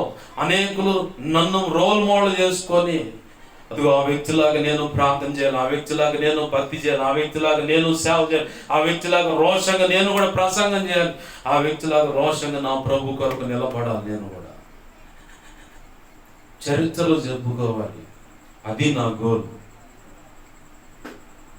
నీకు కూడా ఆశ ఉందా? ఖచ్చితంగా నా ప్రభు నెరవేరుస్తాడు. అయితే నువ్వు సరెండర్ అవ్వాలి. ఆయన పెట్టే క్రమశిక్షణకు నువ్వు రావాలి. ఆయన చెక్కడం పని చేస్తున్నప్పుడు ఆయనకు అప్పచెప్పుకో. అసలు ఆ నెప్పే తగలకుండా తీసుకుపోతాడు. ప్రభు పాదాలు పట్టుకొని ప్రార్థన చేద్దామండి. ప్రభుని అడుగుదాం. నా ప్రభువా, యేసయ్యా, లేఖనం ప్రకారం ఆయనలో మీరు ఆత్మ మూలముగా దేవునికి నివాస స్థలమై ఉండుటకు కట్టబడుచున్నారు అన్నట్లుగా, దేవా మేము కట్టబడాలయ్యా. ఇప్పటి వరకు ఒకవేళ నేను కట్టబడుటకు అంగీకరించబడకుండా, అయ్యో నువ్వు పెట్టిన క్రమశిక్షణ విషయంలో కానీ, నువ్వు చెక్కుతున్నప్పుడు తట్టుకునే పరిస్థితులు ఓర్చుకోకుండా నా సొంత నిర్ణయానికి అని చెప్పని అడుగులు వేస్తే, అయ్యో ఇంతవరకు ఎంతో నష్టమైపోయానయ్యా. ఇదిగో క్రమశిక్షణ వల్ల, ఇదిగో ఒక కుమారుడు మంచి జాబ్ కొట్టినట్లుగా ఒక క్రమశిక్షణ వల్ల, ఇదిగో తండ్రి, అనేకులకు దీవెనకరమైన పాత్రలుగా మేము మార్చబడతాం. చక్కడం పని వల్ల, ఇదిగో తండ్రి, అనేకులను ఆదరించి ఓరడించి నీతో అంటుకట్టగలిగే వారం అవుతాం. ప్రభువా, నువ్వు చెప్పిన మాటకు సరెండర్ అవటం వల్ల, ఇదిగో తండ్రి, ఏమి వదిలేసినా కానీ నీ కొరకు సమస్తం సంపాదించగలుగుతాం. ప్రభు కనికరించండి. ఇప్పటికి ఎంతో తీరని నష్టం జరిగిపోయింది. అయ్యో ఇకనైనా సరే ప్రభు నీ కొరకు బ్రతికే కృప నాకు దయచే ప్రభు అంటూ ప్రభు పాదాలు పట్టుకొని అడుగును.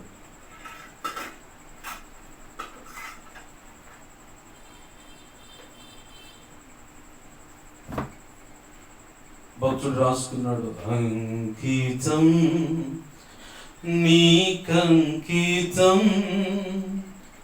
నేటి నుంచి నా జీవితం, నా ప్రాణాత్మ శరీరము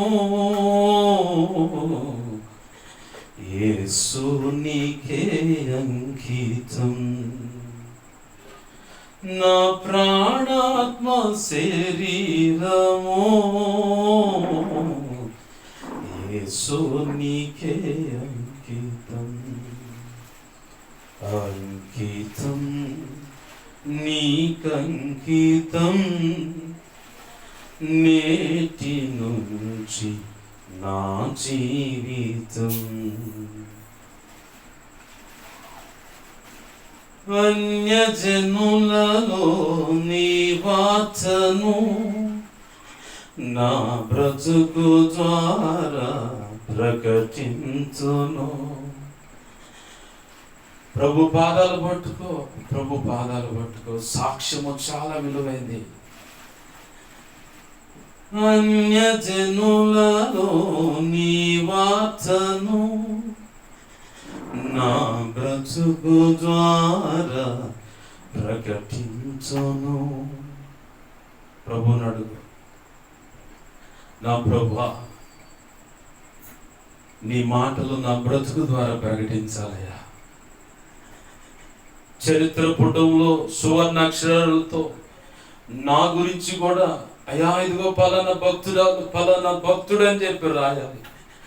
మా సాక్ష్యం వచ్చే దేవా వాళ్ళు తెలుసుకొని వారు కూడా ఇదిగో తండ్రి బ్రైనార్డ్, డేవిడ్ బ్రైనార్డ్ని ఎలా అయితే ఆదర్శంగా తీసుకొని కదిలారో, అయ్యా హెడ్సన్ టైలర్ని, ఇదిగో తండ్రి విలియం కేరీని, వీళ్ళ చరిత్రను చదువుతూ ఎంతో మంది ప్రభా సేవకులు పురికొల్పబడ్డారు, సంఘాలు కట్టారు. అయ్యో కొత్త కొత్త వ్యక్తులు మిషనరీలుగా, ప్రవక్తలుగా, అపోస్తులుగా, సువార్థికులుగా, సంఘ కాపర్లుగా, బోధకులు, ఉపదేశకులుగా సిద్ధపరచబడ్డారు, సేవ చేస్తున్నారు. మా బ్రతుకులు కూడా దేవా సాక్షి రూపంగా వారి అందుబాటులో ఉండేలాగా చరిత్రలో నిలిచిపోయేటువంటి గొప్ప భక్తి సాధన చేసి, గొప్ప సేవ చేసి, గొప్ప నీ సాక్షులమని దేవ నిలిచి నిన్ను మహింపరుచుకునే భాగ్యం నాకు మాకు దయచేయండి ప్రభు. నీ క్రమశిక్షణకు ఒప్పుకునేలాగా, నీ చెక్కడ పనికి మేము దేవ ఒప్పుకునేలాగా కృపను దయచేయండి. ఎంతమంది యేసయ్య ఒక తీర్మానానికి వచ్చారు, ప్రతి బిడ్డను నీ కృపా హస్తాలకు అప్పచెబుతున్నాను. ప్రతి ఒక్కరిని జ్ఞాపకం చేసుకున్నాను, ప్రతి ఒక్కరితో నువ్వు మాట్లాడు. నీ పాదాలు పట్టుకుని వారు సరి చేసుకోవడానికి సహాయం చేయి. నీ ఆత్మకార్యం జరిగించు. నీ వాక్యాన్ని హెచ్చించుకుంటున్నాం అయ్యా, నీ నామాన్ని గొప్ప చేసుకుంటున్నాం. పరిశుద్ధాత్మ దేవుడా మా చేయి పట్టుకొని యేసయ్యలో తండ్రి అయిన దేవునికి నివాసస్థలంగా ఉండుటకు మేము కట్టబడేలాగా దేవ కృపనిచ్చి మీరే కట్టమని, తండ్రి అయిన దేవుడు ఇదిగో తండ్రి మాలో నివాసం ఉండేలాగా సహాయం వచ్చేది. త్రిత్వమైన దేవుడు ఉండేలాగా సహాయం వచ్చేది. కనికరించగా నీ కృపాహస్తాలకు నన్ను మమ్మల్ని అప్పచెప్పుకున్నాం. నువ్వు అనుకున్న కార్యము జరిగించమని బతిమలాడుతున్నావు. దేవా నా కోసం మా కోసం ప్రార్థించమని ప్రతి ఒక్కరి అవసరత నీ కృపచేత యేసునామములో తీర్చబడునుగా. పరిచర్య కోసం నా కోసం అన్ని విషయాలు ప్రార్థిస్తున్న ప్రతి బిడ్డను దీవించండి. దేవా ముందున్న అవసరతలు ఎన్నో ఉన్నాయా, కనికరించి సహాయం చేయండి. ఈ ప్రార్థిస్తున్న ప్రతి ఒక్కరిని నీ సేవలు బలంగా అభిషేకించి వాడుకోండి. అలాగే నేను ప్రభువా ఇదిగో తండ్రి ఎంతమంది దేవా నువ్వు మాట్లాడేవో దర్శించయ్యా. మందిరము దేవ పైకప్పు భాగాన్ని బాగు చేసుకునే విషయంలో కావలసిన తోడ్పాటు మీరు అందించండి. ఇంచుమించుగా 20,000 రూపాయలు అవుతుంది అనుకుంటున్నాను. అయా అందుకు కావలసిన ధనము సహాయం చేయండి. నా చేతిలో ఏమీ లేకుండా దేవా నీ వైపు చూసి అడుగుతా ఉన్నాను. దేవా కనికరించండి ప్రభా, కనికరించండి, కనికరించండి. మొత్తం అది రీమోల్డింగ్ చేసుకోవాల్సి ఉంటుంది. అయా కనికరించండి. అన్ని పోటీలు కర్రలు అన్ని మార్చుకోవాలి అయా. పైకప్పు విషయంలో కూడా దేవా కృప చూపించి సహాయం చేయండి. ఇదిగో ప్రభువా, రేపటి దినాన జరగబోతున్న ఎలక్షన్లో, ఆంధ్ర తెలంగాణ ఒరిస్సా ప్రాంతంలో జరగబోతున్న ఎలక్షన్లో మీరు చూడే ఉండి నువ్వు అనుకున్నట్లుగా గొప్పగా ఎలక్షన్ జరిగించు దేవా. 100కు 100% ఓటింగ్ జరిగిందని అధికారులు సాక్ష్యం ఇచ్చినట్లు సహాయం చేయి. నీ చిత్తమైన వ్యక్తులకే ప్రతి ఒక్క ఓటర్ ఓటింగ్ చేసి నేను మహింపరిచే భాగ్యం కూడా దయచేయండి. ప్రశాంతమైన వాతావరణంలో, చల్లని వాతావరణంలో చక్కగా ప్రభువా ప్రతి ఒక్క యవనస్తులు, మధ్య వయస్కులు, వృద్ధులు కూడా ఓటింగ్ చేసి రావడానికి సహాయం చేయి. అన్ని విషయాలు కృప చూపించని అధికారులందరికీ, పోలీసు వారికైనా, ఎలక్షన్ కమిషనర్కైనా దేవా, అలాగే ఎలక్షన్ అధికారులకైనా, టీచర్లు, మాస్టర్లకైనా వారు సహకరించినట్లుగా ప్రతి ఒక్కరు సహకరించినట్లుగా కృపను దయచేయండి. ఇదిగో ప్రభు, ఈ సమాజం ప్రజలను, ప్రతి కుటుంబాన్ని ఆశీర్వదిస్తున్నాను. దర్శించండి, వారిని రక్షించండి. ఈ సమాజంలో, పట్టణం సేవ చేస్తున్న ప్రతి సేవను ఆశీర్వదిస్తున్నాను. ఆ సేవకులు సేవలో అవసరమైన వ్యక్తిగత, కుటుంబ సేవ విషయంలో అవసరతలు పిలుపు 4:10 ప్రకారం నీ కృప చేత తీర్చబడును గాక. కార్యం జరిగించండి అయా. కనికరించండి. సెల్ ఫోన్ విషయంలో సహాయం చేయండి అయా. ఇంకా ఎన్నో అవసరతలు ఉంది, ఆ విషయాల్లో సహాయం చేయండి. ముందున్న వారం అంతట్లో సంఘ క్రమాల్లో మీరు తోడే ఉండండి. మీ దైవజనం ద్వారా తలపెట్టినటువంటి ఆ కూటాల్లో మీరు తోడే ఉండండి. సమస్తం క్రమంగా చక్కగా జరిగించును మాత్రం మహిమ పొందమని, అన్ని విషయాలు కృపను గురించి నువ్వు ఆ కూటాల ద్వారా మహిమ పొందమని, నువ్వు అనుకున్న పని జరిగించమని మా ప్రియుడును మా రక్షకుడైన యేసయ్య ఉన్నతనంత శక్తిగల నామమున 2 తిమోతి 1:12 ప్రకారం దేవా, లేఖనం ప్రకారం నీ కృపాహస్తాలకు నన్ను, మమ్మలను దైవజనం ద్వారా ప్రత్యేకంగా ఏర్పాటు చేస్తున్నటువంటి ఆ కూటాలను సమస్తం నా ప్రజలు నువ్వు అనుకున్నట్టు సమస్తం జరిగించిన మాత్రం మహిమ పొందు. నువ్వు అనుకున్నాడు మమ్మల్ని, నువ్వు అనుకున్న నడిపించి నువ్వు మాత్రం మహిమ పొందు. యేసయ్య ఉన్నతనంత శక్తిగల నామమున అడిగి పెడుకొని ప్రార్థన సమస్తం పొందుకొని మహిమపరచుకుని కృపాహస్తాలకు మమ్మల్ని ఎలా అప్పచెప్పుకున్నావు మా తండ్రి. ఆమేన్.